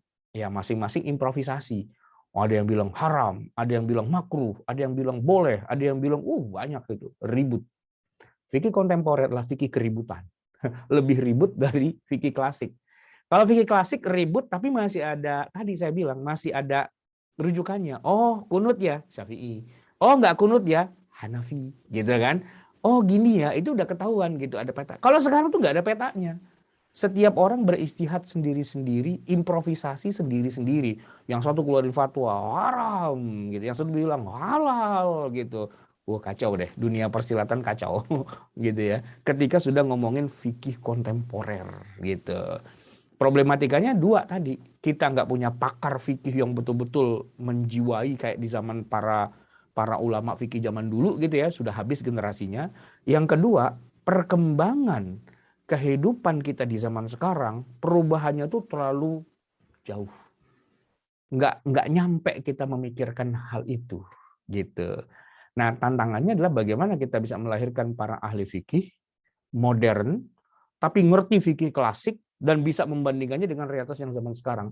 Itu problem. Tapi itu juga jadi tantangan gitu. Nah, masalahnya kita masih jauh dapat arah ke sana tuh masih jauh gitu. Kebanyakan kita jangankan fikih kontemporer, fikih klasik aja juga nggak paham gitu. Nggak bisa buka kitab Turos tuh, nggak tahu yang mana Al-Majmu' Syarah Muhadzab, yang mana kitab-kitab fikih dari 4 mazhab itu nggak tahu karena nggak belajar. Jadi kalau kita ngomongin sekarang hari ini ulama ngomongin fikih memang problematikanya double ya. Pertama fikih klasik dia nggak menguasai, yang kedua fikih kontemporer lebih parah lagi. Gitu. Karena nggak mungkin menguasai fikih kontemporer tanpa menguasai fikih klasik dulu. Kan basicnya ada di fikih klasik, basicnya itu dulu. Setelah memahami fikih klasik, nah baru kemudian direalisasikan dengan fikih modernnya sekarang. Harus begitu kan? Ya makanya kemudian kalau ada masalah-masalah kontemporer, kita problemnya adalah pertama itu khilafiyah, dan yang kedua ya bisa jadi apa yang diijtihadkan pagi tadi sorenya sudah berubah karena orang yang melakukan ijtihadnya juga baru nambah ilmunya sorenya gitu, paginya dia masih belum tahu, sorenya oh gitu, kalau gitu berubah deh, perubahannya per hari gitu. Saya ada punya teman ketika ditanya tentang suatu produk fikih kontemporer hari ini, dia langsung bilang haram gitu tanpa mempelajari lebih dalam. Haram, dia tulis buku pokoknya haram, titik, haram gitulah ya. Nah tapi kemudian suatu ketika dia punya kesempatan untuk bisa belajar lebih dalam tentang apa sih maksudnya ini akad yang tadi dia bilang haram-haram itu dijelasin dari A sampai Z gitu. Terus di terakhir dia bilang oh gitu, Berarti saya salah dong kemarin bilang haram ya. Iya mas, salah sampean itu. Kenapa? Oh sampean nggak ngerti mas masalahannya udah main haram-haram aja. Iya kan takut nanti kalau umat tuh terjerumus apa segala. Iya, silahkan ngomong takut umat terjerumus. Tapi Anda nggak boleh ngomong sembarangan dulu kalau belum tahu masalahnya dong. Harus tahu dulu duduk perkaranya gitu loh. Ya kan?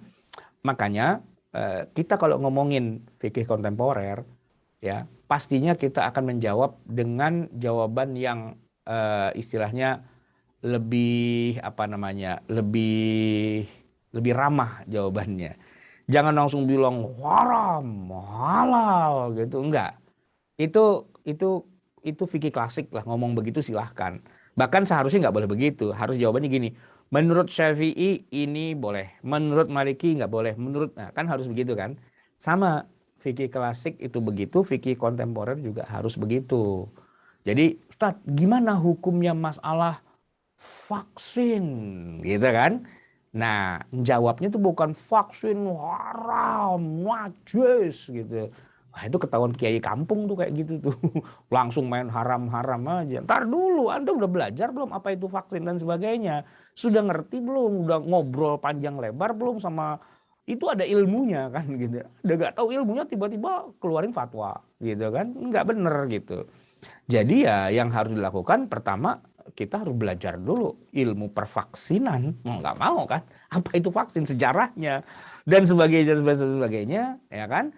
Baru kemudian Anda boleh istilahnya beropini. Opini ya, bukan fatwa dalam arti kesimpulan terakhir enggak, opini gitu loh.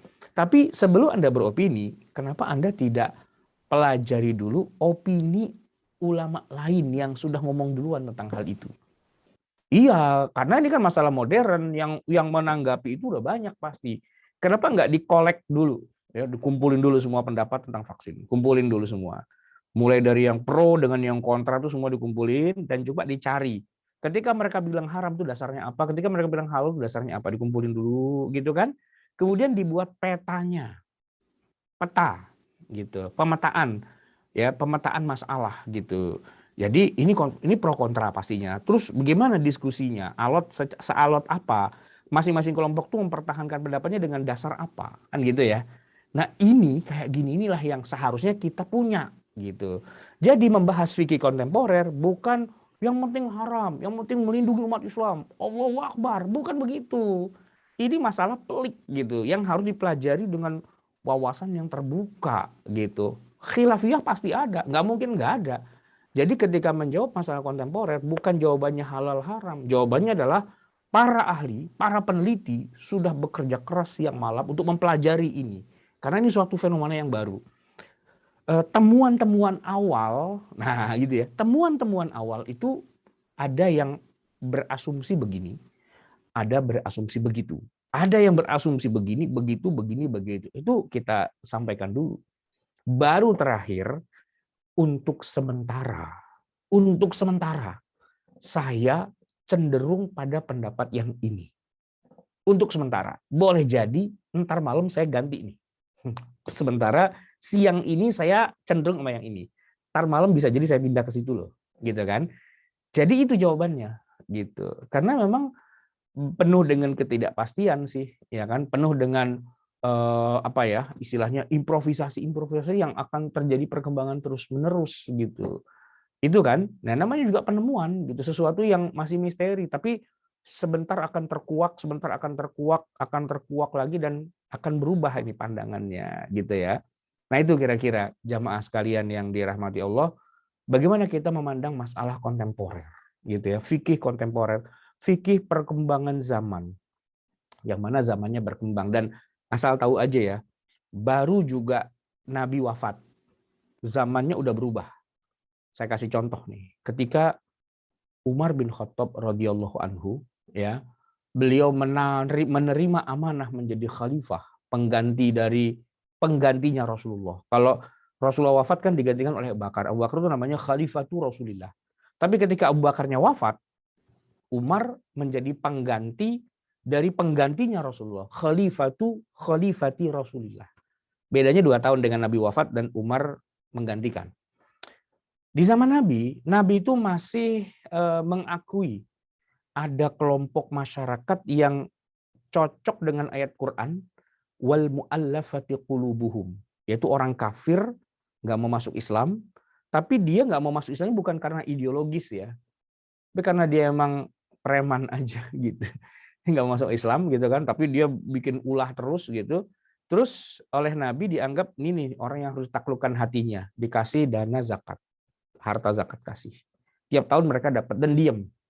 Nggak masuk Islam, tapi nggak merangi umat Islam. Diam, karena dikasih duit, KUHP, kasih uang habis perkara. Gitu. Nah, ketika Nabi wafat, ya kan, sebenarnya Islam itu sudah berubah. Ya, tadinya di masa Nabi ngasih-ngasih kepada itu, sebenarnya Islam itu masih kecil. Musuhnya umat Islam banyak banget, wabil khusus Mekah itu masih sangat jaya, masih sangat kuat. Tapi di akhir-akhir kehidupan Nabi itu, Mekah jatuh ke tangan umat Islam, ditaklukkan, dan umat Islam menjadi sangat digjaya, sangat besar kekuasaannya.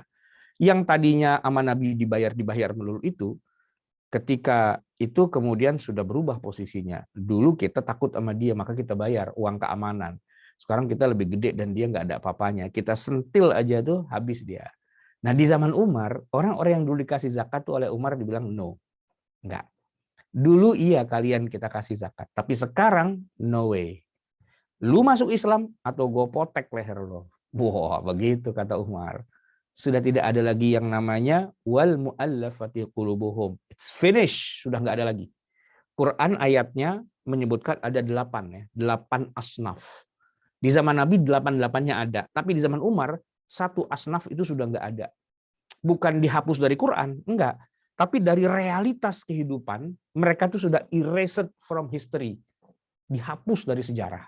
Udah nggak ada lagi orang dengan kriteria namanya wal mu'allafati qulubuhum. Nggak ada gitu. Nah itu kan perubahan yang sangat gradual. Baru 2 tahun setelah Nabi wafat sudah tidak ada lagi yang namanya mu'allaf gitu. Nah maka kalau kita lihat di zaman Umar banyak perubahan-perubahan yang besar itu terjadi, bukan karena agama Islamnya dirubah, enggak, agama Islamnya itu juga, masyarakatnya yang berubah gitu. Sehingga penerapan ayat Quran kalau barangnya nggak ada, apa yang mau diterapkan, kan nggak bisa kan. Sama di 10 abad kemudian, ya sekarang lah gitu ya, budak itu hilang. Padahal di Quran disebutkan, di antara 8 asnaf itu salah satunya untuk menebus para budak biar bisa bayar cicilan kepada tuannya, lama-lama dia bebas. Gitu kan. Wafir riqab. Itu dalam Quran disebutkan. Riqab. Ya. Tapi kita tahu kan, dalam sejarah perjalanan umat manusia, pada akhirnya perbudakan itu hilang. Yang legal ya, kalau perbudakan yang ilegal kayak human trafficking itu masih ada, tapi itu nggak diakui dan apa namanya nggak masuk lah dalam kriteria budak secara syar'i. Kalau di masa Nabi kan budak itu bisa dibeli, dijual, dibagikan sebagai hadiah. Ya, kayak Nabi itu dapat hadiah budak. Maria itu kan budak yang dihadiahkan oleh Raja Mesir kan, dikasih gitu kepada Nabi dan oleh Nabi ya diterima gitu kan.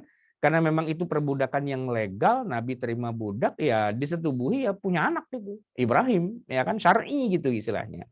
Tapi kalau sekarang kan ada human trafficking, nggak bisa lah, orang diculik gitu, dijual belikan itu kita setubuhi, itu nggak boleh, haram, karena bukan budak, gitu. Perbudakannya sudah nggak ada. Dan kalau perbudakan nggak ada, terus harta zakat untuk budak ini gimana? Budaknya udah nggak ada. Nah itu kan jadi masalah lagi. Di zaman Umar 1 asnaf hilang, di masa sekarang 1 lagi hilang lagi. 8 asnaf tinggal 6 berarti kan. Itu bukan karena Qur'annya berubah, tapi zamannya yang berubah. Dan ayat itu idle. Idle itu artinya untuk sementara waktu nggak kepake. Karena apa? Karena nggak ada contohnya. Dan pernah kejadian juga hilang 2 lagi. Kan 8 asnaf itu kan yang pertama fakir miskin. Baru di zaman Khalifah Umar bin Abdul Aziz, ya itu kan belum jauh kan dari zaman Khulafaur Rasyidin gitu kan. Orang fakir, orang miskin musnah. Maksudnya bukan musnah orangnya mati, udah pada kaya. Jadi di Damaskus dicari orang miskin nggak ada. Cari orang fakir nggak ada. Terus gimana nih? Kan ayatnya suruh bagiin fakir dan miskin. Tapi fakirnya hilang gitu. Akhirnya nggak dibagi karena nggak ada fakir miskin. Dananya kemana? Baru dikirim ke daerah-daerah, ke wilayah di luar Damaskus. Itu di zaman Khalifah Umar bin Abdul Aziz gitu. Zamannya berubah, ya kan? Nah, kita sekarang dengan zaman Rasulullah itu perubahannya udah kemana tahu, banyak banget yang berubah gitu. Ya yang nggak berubah sih masih ada. Makanya kita masih sholat 5 waktu kan, tetap gitu kan. Kita masih puasa Ramadan, masih zakat, masih apa tuh ya yang fundamental kayak gitu yang tetap ada abadi khususnya dalam masalah ritual ibadah sih insya Allah nggak ada yang terlalu banyak berubah ya. Paling ya dulu orang haji di zaman Nabi naik onta, sekarang kita naik pesawat kan gitu ya. Paling-paling dulu nggak ada miqat di sini, sekarang jadi ada miqat gitu. Dulu kan nggak ada bandara Jeddah. Dan nggak ada orang haji lewat Jeddah tuh kagak ada. Mau dari mana? Nyebrang Laut Merah tuh ombaknya gede banget. Nggak mungkin gitu. Tapi di masa-masa berikutnya kemudian ada orang dari Afrika, dari Mesir, dari mana tuh nyebrang. Baik naik kapal laut atau naik pesawat udara. Nah di situ Nabi nggak pernah bilang itu ada mikot, di situ nggak ada.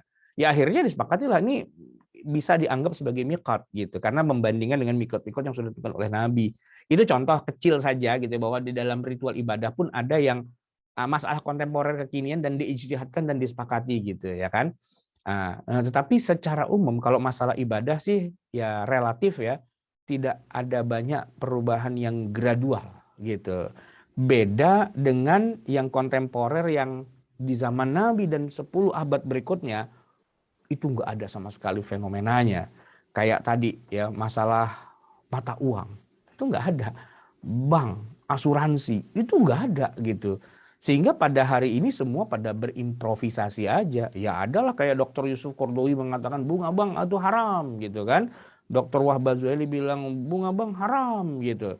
Tapi nanti ada ulama yang lain kayak Syekh Ali Jum'ah mengatakan nggak begitu gitu kan. Ini bukan pinjaman yang kembaliannya jadi haram. Ini adalah istismar, ini adalah investasi gitu. Memandangnya dari sudut pandang yang berbeda tentang apa namanya, tentang bank, tentang asuransi, tentang akad-akad yang modern yang baru ada hari ini. Itu khilafiyah pastinya gitu ya. Baiklah jamaah sekalian, ini tadi dikatakan sampai jam 11 ya. Nanti kita teruskan dengan diskusi. Tapi ya kira-kira saya lumayan berhasil lah ya bikin pada bingung gitu ya. Dengan menampilkan banyak kenyataan-kenyataan. Ya, kalau fikih klasik insya Allah sudah selesai. Dalam arti semua sudah tertulis, semua sudah ada mazhabnya, tinggal pelajari aja. Tapi kalau yang ini fikih kontemporer bukan bukan belum selesai, ya semua masih dalam taraf juga, masih dalam uji coba juga. Masing-masing ulama masih dalam posisi mengerahkan semua kemampuannya dalam rangka menjawab hukum-hukum yang terbaru hari ini.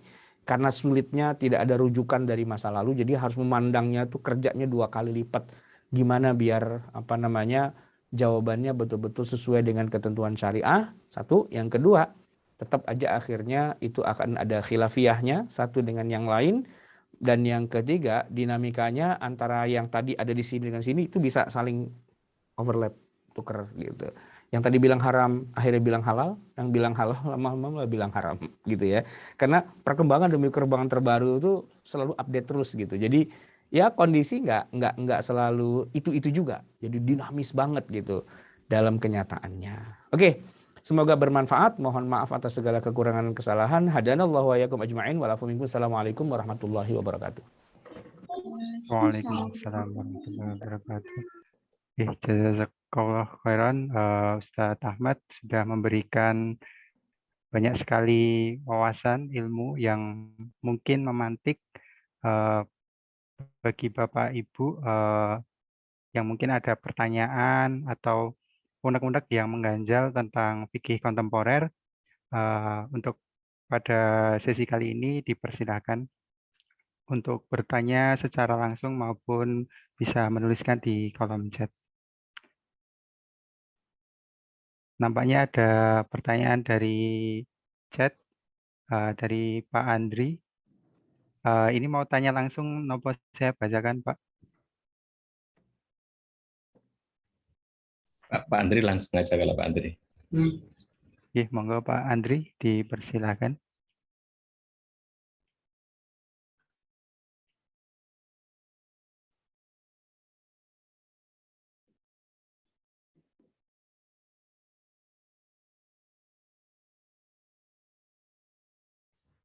Nah, tadi bacakan aja Pak Mas Fajar.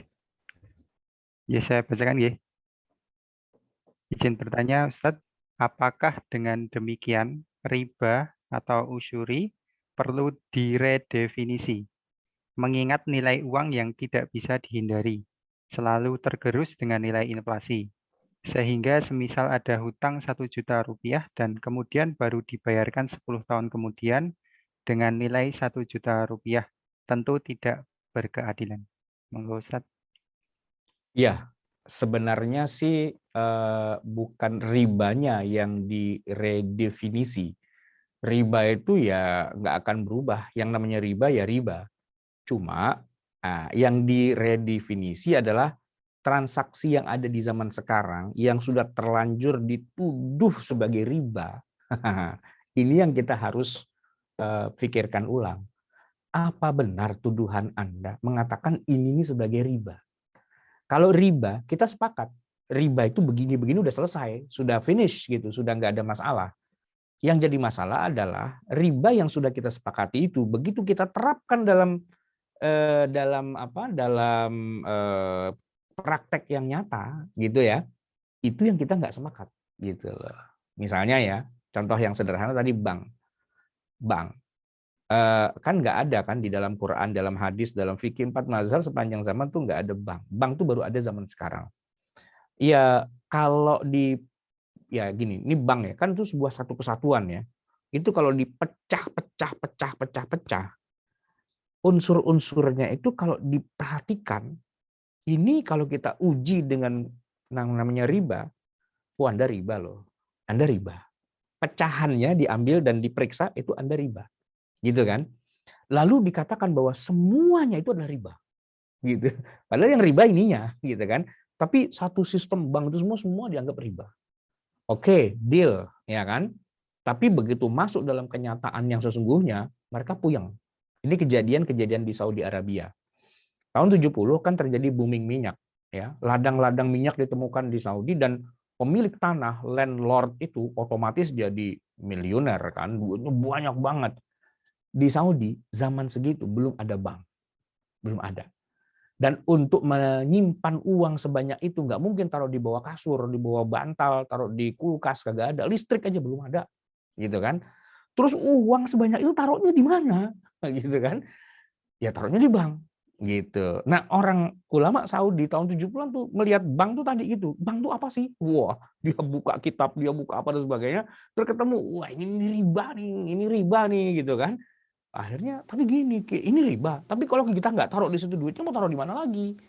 Akhirnya mereka bikin kompromi. Komprominya apa? Oke, duitnya boleh taruh di bank. Tapi bunganya itu nggak boleh diambil. Oke, deal. Bikin fatwa. Weh, semua orang Saudi naruh duitnya di Swiss.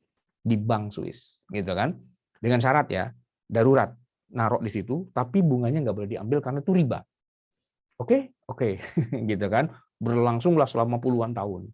Sampai suatu hari terjadi skandal. Bukan skandal, jadi ada jurnalis di majalah Al-Mujtama, terbitan Kuwait, itu bikin investigasi. Bunganya itu kemana? Kan itu rahasia bank dong ya kan, rahasia perusahaan dong. Tapi dia bikin investigasi gitu loh. Dan bisa membuktikan bahwa uangnya itu lari ke gereja. Nggak tahu ya gimana, tapi kira-kira begini, kan namanya perusahaan kan harus ada CSR ya, tahu ya CSR ya.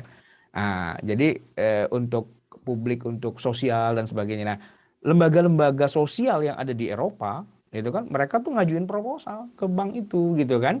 Karena untuk kemanusiaan, untuk kelaparan di Afrika, ya kan, untuk kesejahteraan manusia, kesehatan, bla bla bla di seluruh dunia ya keluar dong itu uang CSR-nya dari bunga bank yang nggak diambil gitu loh. Itu yang diinvestigasi dan ketahuan datanya, kristenisasi di Indonesia itu ternyata didanai dari uang CSR-nya bank-bank di Swiss itu gitu kan. Di Afrika di mana ngamuk lah orang se-Saudi itu. Ulamanya kemudian ngumpul lagi. Ini bagaimana ceritanya nih? Ya udah bikin fatwa baru. Kenapa? Bunganya ambil. Bunganya diambil gitu kan. Yang tadi bunga nggak boleh diambil, sekarang bunganya diambil. Tapi jangan dipakai ya, kan itu uang haram gitu. Akhirnya bikin bank gitu. IDB itu, Islamic Development Bank gitu kan. Nah itu untuk membiayai katakanlah infrastruktur apa segala macam gitu-gitu kan. Artinya mereka tidak menemukan, jadi gini, oke, bank itu produk barat lah gitu istilahnya kan, produk zaman sekarang gitu, untuk menyerap dana dari masyarakat, dananya itu untuk diinvestasikan dalam dunia usaha, gitu kan. Sebenarnya itu kan harusnya bagus, ya kan, bagus, ya begitu harusnya gitu kan. Cuman memang sistem yang mereka sepakati itu adalah pakai pinjaman dan pakai ada bunganya gitu loh. Itu aja sebenarnya harus dibenerin gitu kan sebenarnya. Walaupun itu juga bukan harus dibenerin, dia harus didiskusikan. Bisa nggak ya gini, saya punya duit 1 miliar, ya kan, ada dunia usaha, terus saya invest kepada dunia usaha, saya mau gini ya, ini 1 miliar, terus setiap tahun bagi-bagi dong hasilnya kan, dan saya minta sekian persen dari uang saya gitu. Itu gimana gitu. Nah itu yang dianggap sebagai riba, karena kalau mau bagi nanti hasilnya dulu disepakati, berapa hasilnya, baru hasilnya dibagi-bagi gitu kan. Logikanya kan yang benar gitu harusnya. Nah ini enggak. Saya nggak mau hitungan nanti hasilnya kalau udah ada baru dibagi. Enggak, saya mau tahu saya akan dikasih berapa kalau udah setahun uang saya membenam di situ. Saya minta sekian kemungkinan besarnya gitu kan.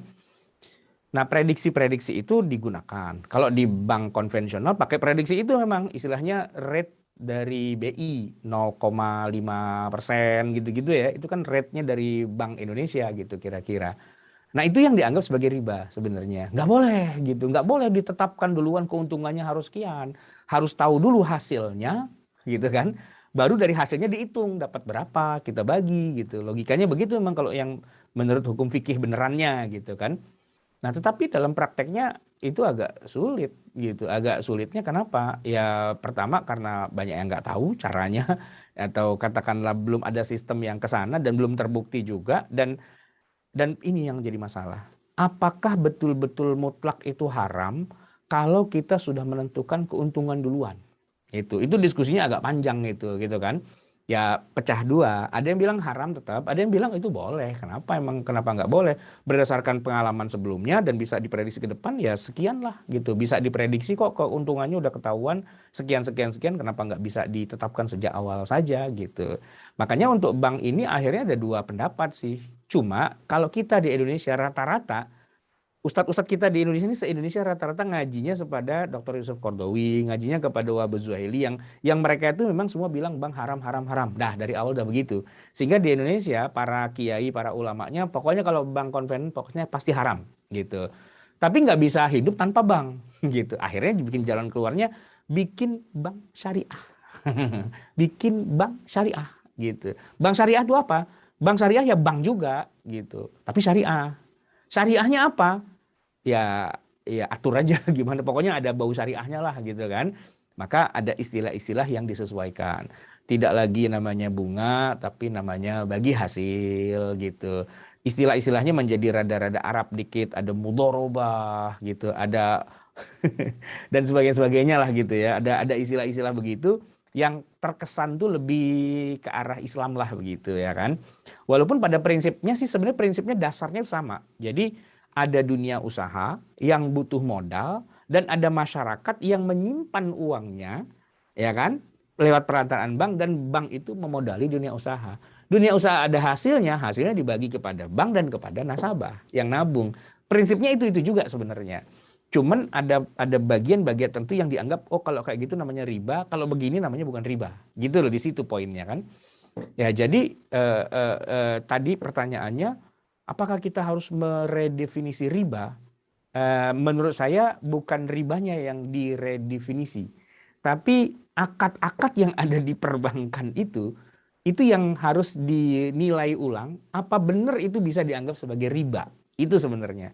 Mungkin secara awamnya sama aja sih ya, cuman saya memandangnya bukan ribanya yang diperbaiki, bukan. Riba, udah ketahuan pasti riba. Cuman kita harus belajar dulu riba itu apa gitu kan, karena riba itu luas gitu kan ya, cakupannya luas gitu. Nah, ketika mengimplementasikan, nah ini di sini yang kita perlu bukan redefinisi ya, kita diskusi ulang, apa benar gitu. Dan saya sudah bisa kasih bocorannya khilafiyah, intinya begitu. Pasti ada yang ngotot tetap itu riba haram gitu kan, karena Dr. Yusuf Qaradawi ketika diajak diskusi panjang lebar berminggu-minggu berbulan-bulan, akhirnya dia nerbitin buku judulnya Fawaidul Bunuk Hiya Riba Al-Muharramah. Pokoknya semua bunga bank itu ada riba yang diharamkan. Bunga bank, dia membuat istilahnya fawaid. Fawaid itu artinya bunga. Oke, bank syariah gimana? bank syariah daripada ntar gua dibilang haram juga, kita ganti aja yuk istilahnya. Apa? Bagi hasil. Bagi hasil gitu. Pertanyaan saya tuh sederhana banget. Bagi hasil nih sebenarnya bagi hasil apa bukan sih? Gitu. Maksud saya gini, kalau emang bagi hasil, saya tanya deh, hasilnya berapa sih? Saya mau tahu dong hasilnya berapa, dan dari hasil berapa, saya dapat berapa persen dari hasilnya. Ada nggak orang satu bank nih yang tahu hasilnya berapa? Nggak ada yang tahu. Direktur banknya juga nggak tahu hasilnya berapa. Terus kenapa nih tiba-tiba dibilang bagi hasil? Bukannya ini bunga yang dikasih nama bagi hasil? Pada diam gitu kan. Ah udahlah, Dewan Syariah Nasional bilang halal, ya sudah halal. Pokoknya kalau pakai bank syariah halal, ya udah. Kita mau merem aja sebagai orang awam. Walaupun itu saya masih mikir, ya bagi hasil kan kalau hasilnya sudah ada baru dibagi. Saya tanya, ini usaha yang Anda investasikan, kasih duit apakah biaya itu hasilnya berapa sih? Itu nggak keluar angkanya. Tapi yang keluar langsung hasil bagi hasilnya gitu. Saya tahu nih saya dibagi hasil segini, cuma saya mau tanya hasilnya seberapa? Kan saya investasi juga, saya harus tahu dong berapa hasilnya. Nggak pernah dikasih tahu. Direktur banknya juga nggak tahu berapa hasil. Oke, jadi di situ jadi masalah sebenarnya. Oke, itu pertanyaan bagus sebenarnya. Tapi kita butuh waktu tersendiri untuk membahas hal-hal seperti itu. Baik. Monggo Pak Andri, apakah sudah clear atau ada yang perlu dikonfirmasi lagi? Ya sebenarnya kan bab masalah ini kan, kalau kemarin saya kan sempat diskusi ngobrol sama beberapa teman-teman dosen informatika. Ini kayaknya debat lah, mending kita ambil yang pasti-pasti saja. Jadi misal gini Tat, sebagai salah satu bentuk, saya tidak mengatakan konsekuensi gitu, tapi jaga-jaga itu ya sudahlah, kita besok kalau mau ngutangin jangan ngutangin pakai rupiah tapi pakai emas misal. Ini kalau pakai emas kan bisa terhindar dari, sebenarnya tidak terhindar, tetap aja kena, tapi setidaknya resiko inflasi itu lebih rendah emas daripada kemudian fiat money gitu ya. Tapi nanti juga akan muncul beberapa kerepotan lagi gitu ya. Misal kayak sekarang jual beli emas pun secara syariat kan harusnya tunai gitu ya. Nah, harus di tempat yang sama. Nah, nanti jual beli online gimana? Ada jeda waktu 1 hari 2 hari. Nah, itu kan makin ramai lagi. Ya, tapi secara prinsip sih sebenarnya gini, kondisi ini tuh kan kalau bahasa Inggris itu inevitable, sesuatu yang tidak bisa dihindari, perubahan yang baru dan terus menerus, ada cryptocurrency apalagi gitu ya. Tadi kan juga belum sempat dibahas panjang ya cryptocurrency, karena majelis fatwa dari berbagai dunia pun juga berbeda-beda satu dengan yang lain. Hari ini berbeda, nanti 2 tahun lagi akan berbeda lagi itu. Yang bilang haram tiba-tiba jadi bilang halal, yang bilang halal jadi bilang haram. Ya, karena cryptocurrency-nya sendiri berubah sendiri juga dia. Artinya secara awam, ini kalau kita bicara secara awam, pilihan apa kira-kira yang paling dibilang pas gitu bagi kita gitu ya, karena fatwa itu keluar banyak sekali gitu, dan namanya fatwa, kita kan berbeda dengan gereja ortodoksi yang pimpinan gereja mengatakan demikian, maka kemudian jamaatnya yang member dari gereja tersebut kan mengikuti. Kalau fatwa kita kan relatif dalam tanda kutip tidak mengikat. Orang Indonesia boleh saja ngomong mereka madzhabnya Syafi'i gitu ya. Tapi kadang dalam praktek kan madzhab sing penak sing ndi kalau orang Jawa bilang.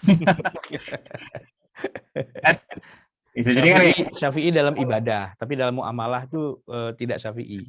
Nah iya, makanya kan gitu. Artinya mungkin saya bertanya lebih lanjut, terus pilihan-pilihan yang mana yang menurut artinya kalau menurut Ustadz yang paling pas, apakah kemudian balik lagi ke kita adalah terserah antum semua, mana yang itminan, mana yang nyaman bagi antum, mana yang antum merasa lebih tenang, itu saja yang dipilih gitu ya, atau bagaimana gitu? Saya sebenarnya ingin mengatakan yang terakhir ini, cuman nggak enak bahasanya. Terserah itu kan nggak enak gitu loh, ya kan? Jadi saya ingin membahasakan secara lebih ya agak keren dikit lah gitu loh. Gini, ini kan khilafiyah dan masing-masing itu punya rujukan, ya. Kalau yang bilang bank itu haram sudah jelas lah, misalnya Dewan Syariah Nasional gitu kan, itu kan milik mereka lah gitu, domainnya mereka kalau bilang bank haram. Walaupun anggota Dewan Syariah Nasional satu persatu saya kenal dan rata-rata punya akun di Bank Konven juga sih sebenarnya gitu kan. Saya juga nggak tahu tuh itu konflik internal dalam dirinya gimana ketika bilang Bank Konven haram tapi dia transfer pakai bank konven gitu ya. Itu nanti urusan dia pribadi. Tapi nah, di dunia Islam itu ya lembaga fatwa itu bukan cuma satu, bukan cuma Dewan Syariah Nasional gitu loh, bukan MUI doang. Nanti ada Basul Masail, nanti ada apa Dewan Hizbah di Persis, ada apa namanya di Muhammadiyah itu ada Arjeh dan sebagainya. Di dunia Islam secara keseluruhan juga ada. Di Mesir tuh ada Darul Ifta Al-Masriyah gitu. Yang mana orang-orang di sana kebanyakannya sebutlah misalnya Syekh Ali Jum'ah dan sebagainya punya pandangan yang berbeda lagi gitu kan. Nah, kalau saya gitu ya, sebenarnya sama sih ngomongnya sama, bahasan desone itu ya sakarapmu lah gitu, bahasa gampangnya gitu sebenarnya. Tapi bahasa ilmiahnya kita ilmiahisasi gitu ya. Ya, jadi gini, masing-masing pendapat itu kan ada rujukannya. Ah, gitu. Ada logikanya, ada usul fikihnya. Nah, yang sekarang bisa kita lakukan adalah menampilkan ya apa namanya khazanah kekayaan intelektual kita kepada masyarakat. Biar mereka terbuka. Oh, yang bilang haram ada ya, logikanya begini. Oh, yang bilang halal juga ada, logikanya begini. Dengan terbukanya itu semua, masyarakat diharapkan silahkan mereka pilih yang lebih itminan tadi itu. Kan sebenarnya itu juga sebenarnya. Cuman bahasanya sedikit lebih diilmiahisasi gitu loh. Lebih diatur gitu kan. Biar kesannya bukan sakarmu gitu, bukan gitu. Tapi ya kalau mau bahasa gampang, wes sakarmu lah. Aturan dewe gitu istilahnya. Allahumma turja, ya Allah atur aja. Karena memang itu khilafiyah, mau bilang apa gitu. Mau bilang apa? Nggak bisa juga disatukan, difatwakan seperti tadi dogma gereja gitu. Tapi ya dogma gereja juga, gereja mana dulu nih? Anglikan apa Roma atau mana kan? Gereja juga pecah-pecah juga, nggak cuma satu doang gereja itu kan. Nah, gitu. Orang Kristen malah lebih parah lagi kan, ada Katolik, ada Protestan, ada banyak gitu. Di kita lembaga-lembaga fatwa itu ada banyak juga. Nah, yang sekarang ini yang harus kita pikirkan adalah bagaimana membuat umat Islam itu punya wawasan yang luas, tahu ada banyak khilafiyah, terbiasa. Ah, ini dia nih yang penting nih ya. Terbiasa dan luas dan lemes gitu. Maksudnya badannya lentur gitu dengan pilihan-pilihan yang banyak itu, dan tidak saling memunafik-munafikkan, tidak memfasik-fasikkan, tidak langsung bilang wah Yahudi lo gitu, bukan begitu kan. Tapi bisa menghargai adanya perbedaan-perbedaan itu gitu loh, sehingga nanti ustadz-ustadz yang bilang bang haram tapi diam-diam dia punya akun di bang haram itu kan nggak konflik pribadi gitu. Saya ngalamin itu loh, saya tuh dosen di STAN, Sekolah Tinggi Akuntansi Negara, dan saya mau dibayar gaji saya lewat jalur bank. Syaratnya harus bank mandiri, karena itu kan di bawah Kementerian Keuangan. Dan saya bilang bunga bank haram. Jadi saya kasih akunnya adalah bank muamalat, ya ditolak. Nah, terus saya disuruh pakai mandiri. Ya udah saya bikin lagi di bank syariah mandiri dan ditolak lagi karena nggak bisa Pak, sistemnya hanya bank mandiri. Kan saya serba salah, saya mau bilang haram gimana gitu kan, nggak bilang haram gimana, cuman bagian sekretariatnya cuma bilang, Pak, kalau Bapak nggak punya akun di Bank Mandiri, mohon maaf, kita nggak bisa transfer. Kan serba salah. Ya udahlah, saya bikin demi Allah ya, ini bukan mau ikut riba, tapi biar transferannya sampai ke saya gitu kan. Tapi masuk ke saya kan terus dia beranak juga, dia keluar juga dari situ ada bunganya walaupun cuma kecil dan sebagainya, karena begitu ditransfer pagi sore udah saya ambil misalnya, tapi tetap aja dia kan berarti kan kita masih bagian dari itu semua gitu kan. Itu kayak gitu banyak kasusnya, termasuk teman-teman yang di Dewan Syariah Nasional yang teriak-teriak bunga bank haram, tapi dia punya BCA, dia punya mandiri gitu. Jadi kan itu serba salah kan. Nah, keserba-salahannya itulah yang kemudian kita selesaikan dengan itu ada khilafiyah gitu. Jadi walaupun kita belok kiri bilang haram, tapi kita tetap dada-dada di yang sebelah kanan. Woi, itu teman kita juga yang di sebelah kanan gitu. Yang sebelah kanan itu yang bilang halal gitu. Ya atur aja gimana bagusnya. Sebenarnya kalau bahasa awamnya ya sakarepmu lah, atur aja gitu. Sebenarnya gitu sih sebenarnya. Oke.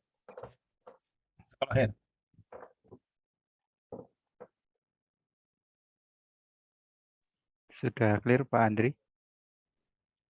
Insya Allah. Saya lanjutkan pertanyaan di chat Pak. Dari Bu Eliza, Ustadz, apakah di saat kita memilih mazhab tertentu menurut ulama, dan ternyata seiring perkembangan diketahui bahwa yang kita ikuti itu salah, hukumnya akan seperti apa Ustadz? Mohon jawabannya. Agak panjang, Tapi bisa saya persingkat biar ini waktunya ini ya. Begini, mazhab itu seperti kita tuh beragama. Tidak ada istilah memilih. Nggak ada kan orang di Indonesia tuh memilih agama Islam, itu kan nggak ada. Kita nih semua berislam tuh nggak memilih. Takdir, keturunan. Kebetulan bapak kita Islam, ibu kita Islam, kita tinggal dibesarkan di tengah masyarakat Islam ya Islam gitu. Kalau kita tanya teman-teman kita yang Kristen, Katolik, Hindu, Buddha, lu waktu itu milih nggak sih beragama Hindu, Buddha itu? Ya enggak juga. Ya dia lahir dari keluarganya kayak gitu kan. Keturunan semua kita itu. Nah, bermazhab itu keturunan juga.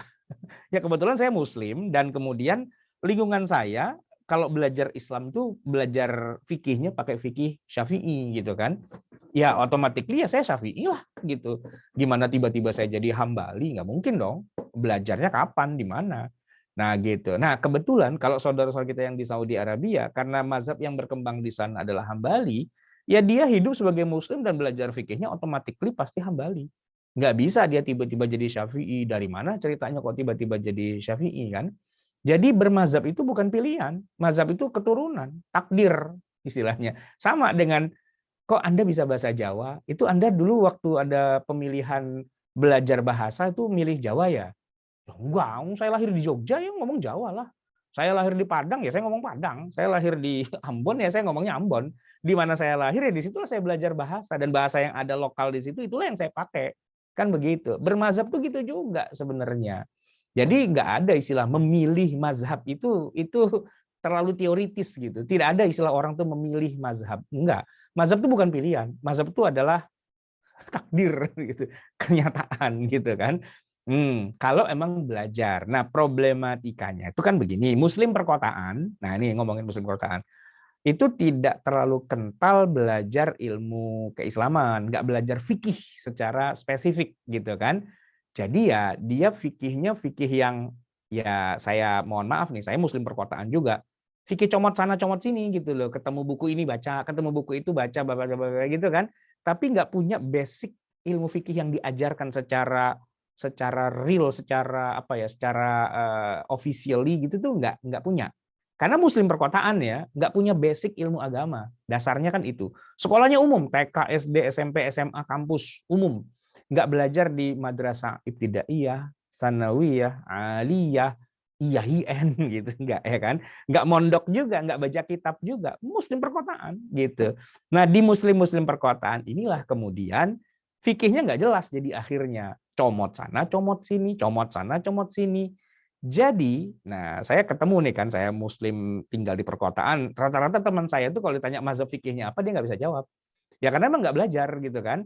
Tapi kalau yang orang Betawi banget, kampung banget, itu kan dia ngaji kan, ngaji sama kiai anu, tanya lu mazhab fikih lu apa?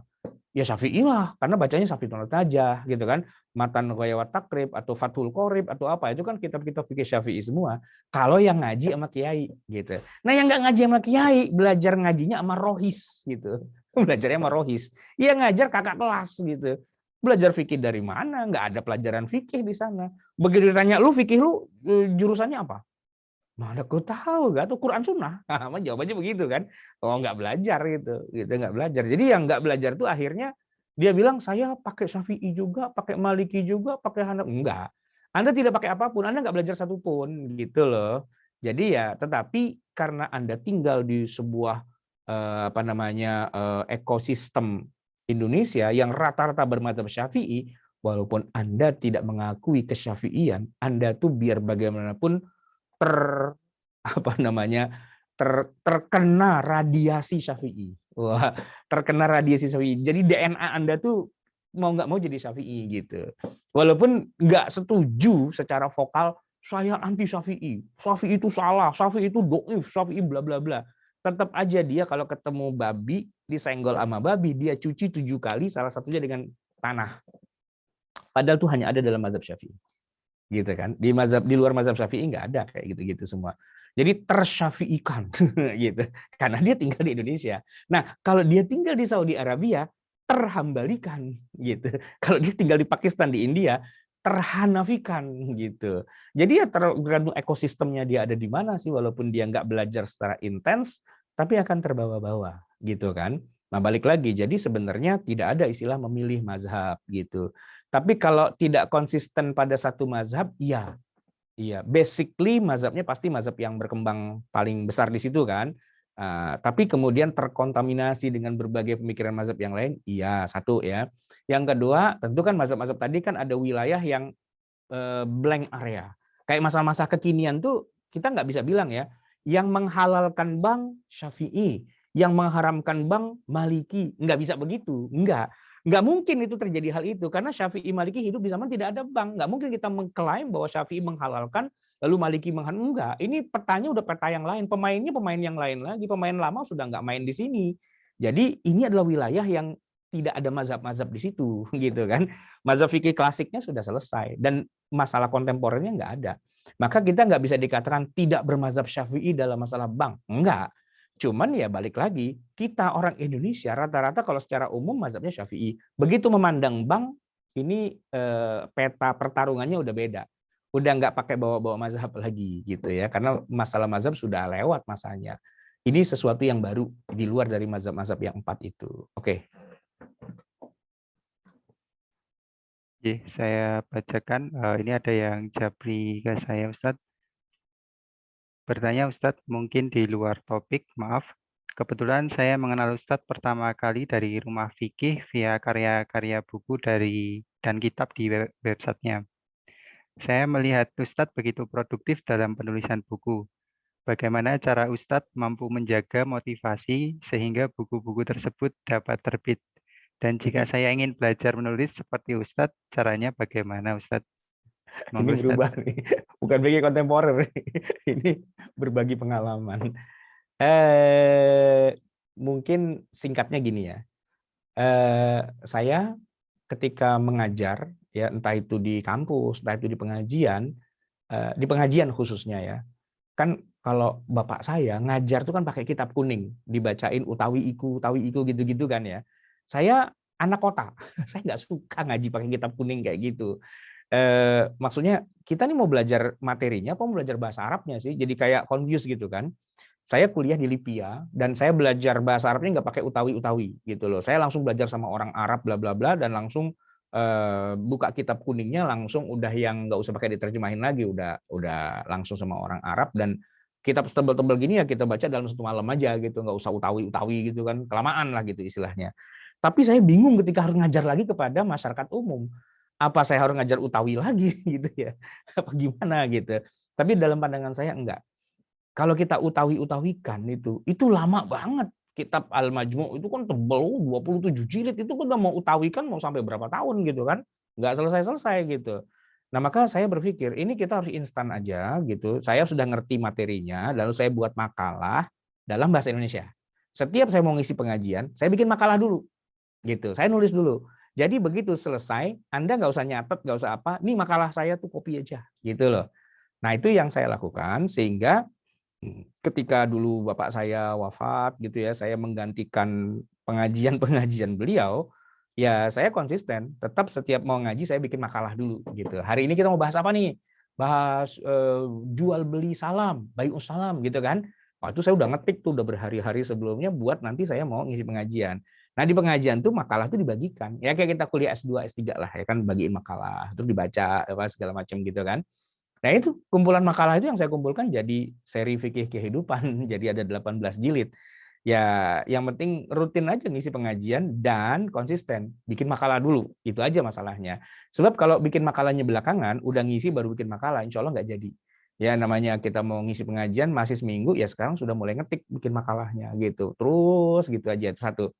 Yang kedua, dulu saya kan mengasuh rubrik Ustadz Menjawab ya di beberapa tempat gitu. Jadi ya memang tiap hari saya akrab dengan orang tanya, lalu saya jawab pakai teks. Orang tanya, jawab pakai teks, terus begitu. Jadi saya punya hard disk yang penuh lah dengan tulisan-tulisan yang udah pernah saya buat gitu. Jadi intinya sih ya sebenarnya sederhana aja. Saya bukan penulis handal atau hebat, enggak.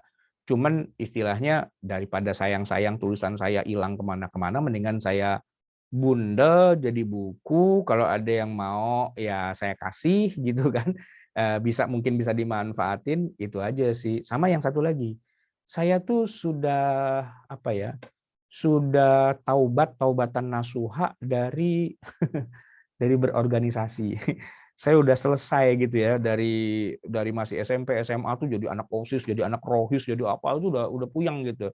Dan saya udah madeg pandito kalau kata bahasanya Pak Harto itu, lengser ke Prabon gitu ya.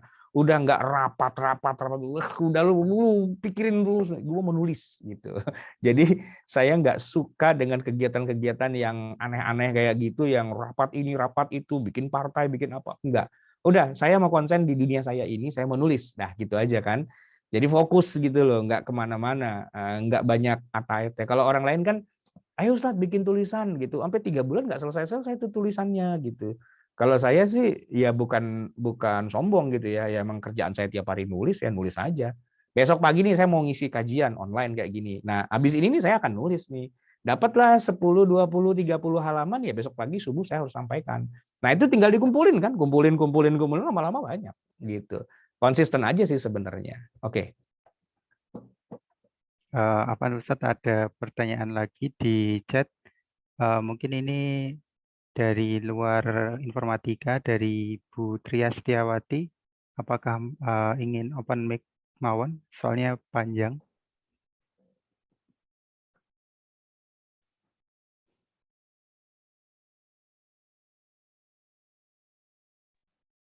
Boleh nggih. Assalamualaikum Bu. warahmatullahi wabarakatuh. Waalaikumsalam warahmatullahi wabarakatuh. Saya orang desa nggih Ustadz. Jadi saya orang desa pergi ke kota, terus lulus SD saya sudah di Jogja dan saya tinggal di Kampung Kauman juga sampai saya lulus sarjana.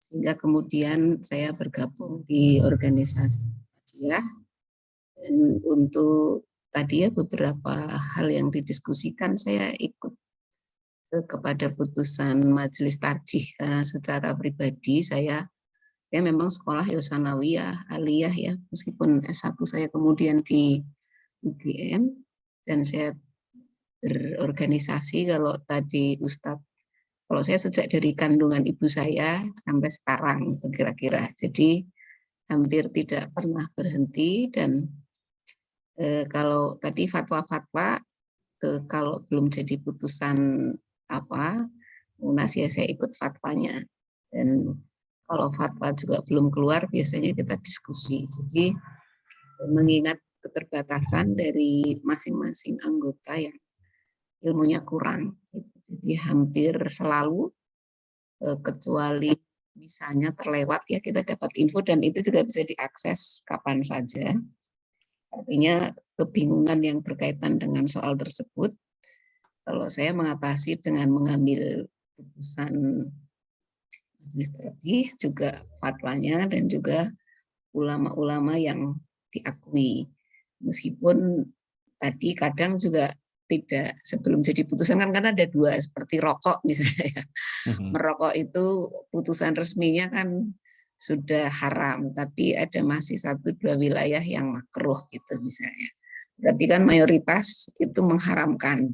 Nah, seperti itu. Jadi harapan saya ya saya tidak pernah mengalami kebingungan. Kebingungannya mungkin hanya karena melaksanakannya juga tidak mudah ya, dalam situasi seperti ini gitu. Jadi contoh tadi soal rekening bank gitu. Nah, kita di UII ya, kalau saya sendiri misalnya ya kalau untuk gaji dan lain-lain itu sudah ya, tetapi ketika tadi berhubungan dengan dunia luar, nah itu kita kadang-kadang memang dihadapkan pada pilihan-pilihan yang ya kita tugasnya hanya mengurangi yang madharat lah, kira-kira seperti itu. Begitu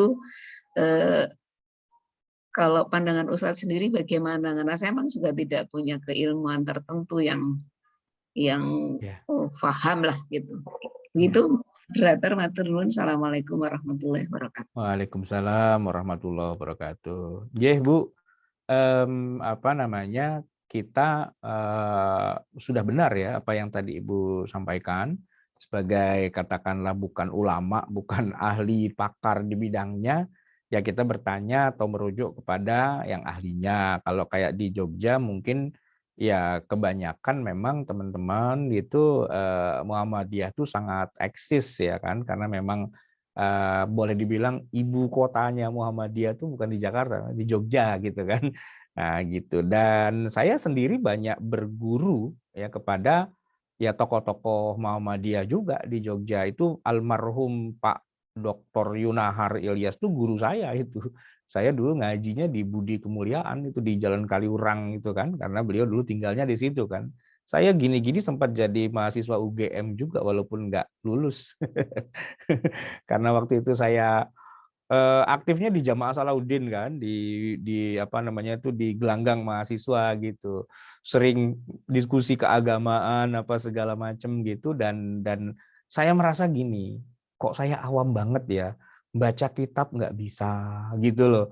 Diskusi dengan ulama Timur Tengah mana tuh nggak ngerti gitu-gitu ya.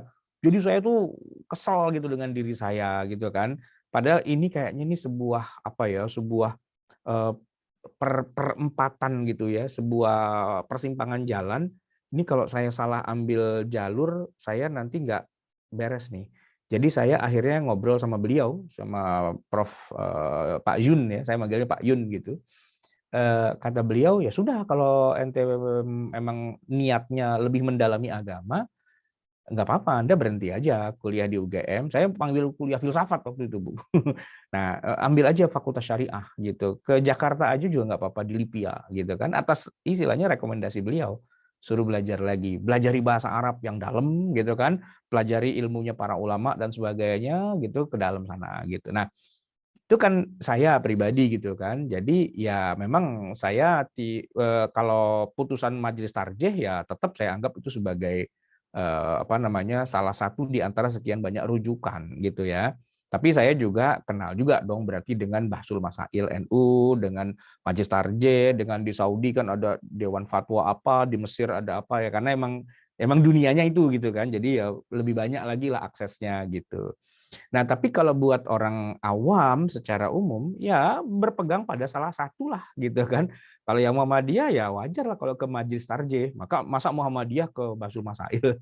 Atau orang NU mungkin ya ke Bahsul Masail mungkin ya, bukan ke Majelis Tarjih gitu. Ya walaupun itu ada perbedaan-perbedaan, tapi intinya begini. Oke, nanti masing-masing lembaga fatwa itu beda-beda. Bahsul Masail NU Jawa Timur, cryptocurrency sudah haram. Saya nggak tahu nih, Muhammadiyah, Majelis Tarjih apa sudah keluarin fatwa haram juga, atau mungkin lain lagi opininya atau gimana. Tapi untuk masalah-masalah kekinian, satu hal yang penting harus kita catat, sangat-sangat mungkin terjadi perbedaan. Sangat mungkin. Rokok contohnya. MUI bilang haram, oke. Majelis Tarjih haram gitu. Bahsul Masail 3. Ada yang haram, ada yang makruh, ada yang mubah gitu kan. Nah, kerjaan saya, maksudnya bukan kerjaan, kuliah saya di Fakultas Syariah jurusan perbandingan mazhab itu bikin peta gitu loh. Oh ini ada data kayak gini, oh ini ada data kayak gini, datanya kita kumpulkan, kita compare, kita komparasikan. Studi kita itu studi perbandingan mazhab memang itu. Dan maksudnya bukan untuk mencampur aduk atau apa enggak, tapi ya untuk menghargai, oh ini ada ya, kita hargai sebagai sebuah karya. Ini ada ya, kita hargai sebuah karya gitu. Sehingga nanti kalaupun kita terpaksanya memilih salah satu misalnya, kita udah nggak bingung lagi karena masing-masing pasti udah ada ya istilahnya udah punya basicnya lah gitu kan ya. Dan kenyataannya seperti itu kan. Kita tuh sebagai umat Islam di Indonesia pasti dihadapkan dengan banyak pilihan gitu. Mungkin kalau ibu tinggal pun udah di Kauman, ya sudahlah Muhammadiyah lah dari awal gitu kan. Nggak mungkin istilahnya ikut nyadran gitu atau ikut berzanjen gitu kan, emang lain ininya gitu ya, lain arahnya gitu. Ya sudah jalani aja gitu semua. Tapi tidak harus bermusuhan juga kan. Ya saya dengan teman-teman Muhammadiyah, dengan teman NU, dengan teman Salafi bahkan gitu banyak berteman juga gitu. Dan kalau makan bareng ya bareng gitu, nggak ada urusan kan sebenarnya. Jadi ya bukan lakum dinukum waliyadin, tapi ya silahkan aja. Emang masing-masing itu pasti ada. Ya, itu yang ingin saya tekankan ya. Jadi ada perbedaan-perbedaan tuh pasti. Tinggal bagaimana kita istilahnya menghadapi perbedaan itu dengan wise gitu, dengan baik gitu. Pak Yun itu orang Muhammadiyah pasti. Sementara kakek saya orang NU banget gitu loh. Tapi ya nggak apa-apa. Saya ngaji belajar sama beliau karena beliau dulu lulusan dari Jamiatul Imam ya kan.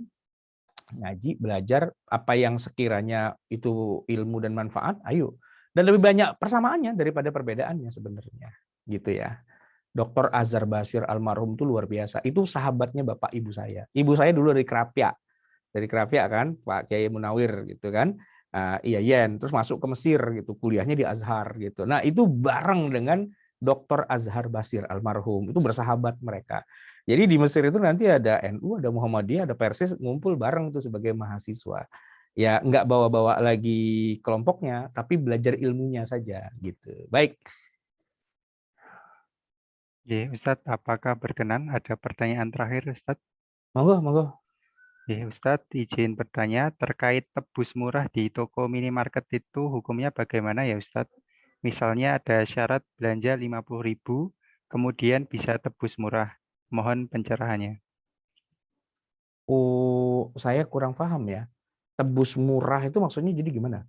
Kalau saya Jadi, sudah belanja dengan nilai 50.000, ya, terus nanti ada beberapa item di minimarket itu bisa ditebus murah, Ustadz. Biasanya kalau normalnya harga 10.000, nah nanti bisa jadi 5.000 gitu. Oh, iya iya iya. Itu istilahnya tebus murah ya. Cuma beberapa barang, dan itu kalau sudah 50.000 berhak ngambil atau tidak. Ya. Ya, ini memang unik ya. Jadi memang banyak transaksi yang model kayak gini nih. Yang kita kalau baca kitab fikih klasik itu nggak akan ada loh kayak gitu loh. Istilah tebus murah. Bahkan saya di Jakarta malah nggak tahu tuh ada gaya tebus murah. Kalau yang saya tahu di Jakarta adalah kalau belanja lebih dari 50.000 dapat kupon, lah kuponnya diundi gitu. Itu sering kan ya. Tapi kalau belanja 50.000 terus bisa tebus murah gitu, nggak tahu. Maksudnya nggak tahu tuh gini. Mungkin saya harus melakukan apa namanya check and recheck dulu ya, kayak gimana gitu. Jadi nggak bisa ini ada kayak gini terus haram atau halal, itu nggak bisa gitu kan. Jadi ya saya harus ketemu dulu nih dengan yang punya warung gitu ya. Terus itu kayak gimana alurnya, gini, oh gini, oh gini ya, istilahnya alur bisnisnya itu kayak gimana. Nanti kita akan coba cari ini kalau seandainya ada unsur-unsur yang membuatnya dia bermasalah, entah gharar, entah darar, entah riba, entah itu apa gitu ya, kita coba cari gitu kelemahannya. Kalau dicari, ternyata kelemahannya itu nggak ada, dalam arti nggak ketemu, ya kesimpulan akhirnya dia tidak ada masalah, monggo aja silahkan gitu kan. Tapi nanti kalau kita cari dan di saat ada celah gitu ya, ada gap gitu, wah ini celah nih bisa masuk. Nah kita bisa kasih warning, begini ini boleh dengan syarat yang ininya nggak usah. Nah gitu, yang gini boleh tapi ini nggak usah. Itu kayak Nabi waktu datang ke Madinah pertama kali, ngelihat praktek ada orang ijon, ya kan? Jadi kurmanya belum ada buahnya, tapi sudah dijual, duitnya sudah diambil dan sudah terjadi transaksi. Dan Nabi tidak langsung ujuk-ujuk mengharamkan, tapi beliau kasih solusi, nggak cuma haram dah gitu, enggak. Karena ijonnya mau nggak mau harus dilakukan. Cuman di mana ilat keharamannya itu yang dicari dulu gitu loh. Oh di situ ada gharar. Karena apa? Berapapun yang tumbuh dari hasil panen ini itu jadi miliknya si pembeli. Padahal kita nggak tahu dia akan panen bagus apa enggak, tapi udah dibayar. Ini kan ada gharar di situ kan. Nah, maka bagian ghararnya itu yang oleh Nabi diprotek gitu. Kalau kalian mau ijon, mau salam, baik salam istilahnya, ditentukan dulu berapa kilonya gitu. Jadi bukan sak penake dhewe pokoknya yang ada di pohon itu semua jadi milik Anda, enggak. Anda beli berapa kilo gitu loh, atau berapa volumenya, berapa keranjang gitu, itu yang dibeli itu gitu kan. Barangnya belum ada tapi sudah tertakar gitu istilahnya. Nah dari situ akhirnya ijon yang ada di Madinah itu jadi boleh, namanya bai'us salam. Tapi ada syaratnya. Nah syaratnya 1, 2, 3, 4 itu yang dijelaskan gitu ya kan. Nah sama nih dengan kalau kita menghadapi kasus tebus murah tadi itu perlu dipelajari dulu agak panjang sedikit gitu ya. Lalu kita cari nih, kita curigai, ini jangan-jangan masalah di sini, diprediksi dulu semua, lalu dicek gitu. Ya, kalau emang ternyata satu pun nggak ada yang positif gitu kan, semua negatif, ya kita akan bilang bahwa nggak ada masalah dengan itu, gitu kan. Tapi perlu ada studi gitu. Ya nanti kita kasih mahasiswa lah, anak S1 suruh aja tuh kamu pelajari itu tuh kayak gimana gitu. Ya kan nanti hasilnya di sidang kita tanya-tanya aja gitu. Jadi Anda sebagai dosen sebagai apa bisa aja kan tugaskan itu kepada anak-anak S1 yang lagi pada bingung nyari judul skripsi gitu. Oke. Jazakallah Ustadz, mungkin untuk pertanyaan sudah selesai. Untuk kajian kali ini mungkin kita akan akhiri. Kami ucapkan terima kasih banyak atas paparan dan diskusi pada kajian pagi hari ini. Mungkin lain kesempatan kami dapat mengundang kembali Ustadz untuk kajian-kajian selanjutnya. Ya, ini acara di di Jalan Kaliurang ya, atau di mana nih? Ini online Ustadz di Zoom. Iya, tapi maksud saya secara umumnya di Jogja ya. Nggih, di Jogja Ustadz, di Universitas Islam Indonesia. Iya, di Pakem. Nggih, Oh, di Jalan Kaliurang. Rumah saya dekat Pakem itu, Tempel, Kecamatan Tempel. Ya, dari Tempel ke Turi ke Pakem itu dekat. Oh, nggih Ustadz. Nggih, Bapak Ibu dosen dan tenaga kependidikan yang dimuliakan Allah, usai sudah rangkaian kajian pada pagi hari ini. Semoga apa yang disampaikan oleh Ustadz Ahmad Sarwat dapat menjadi khasanah ilmu kita, menambah wawasan bagi Bapak Ibu sekalian. Marilah kita tutup kajian pada pagi hari ini dengan doa kafaratul majlis. Subhanakallahumma wa bihamdika asyhadu an la ilaha illa anta astaghfiruka wa atubu ilaik. Kurang lebihnya saya mohon maaf. Saya akhiri. Assalamualaikum warahmatullahi wabarakatuh. Waalaikumsalam warahmatullahi wabarakatuh. Terima kasih Pak. Oke, sama-sama. Saya juga pamit sekalian ya. Ini baru aja azan nih. Ya, assalamualaikum. Waalaikumsalam. Terima kasih Mas. Pertemuan Mas Fajar. Waalaikumsalam. Boleh, Mas Fajar, matur nuwun.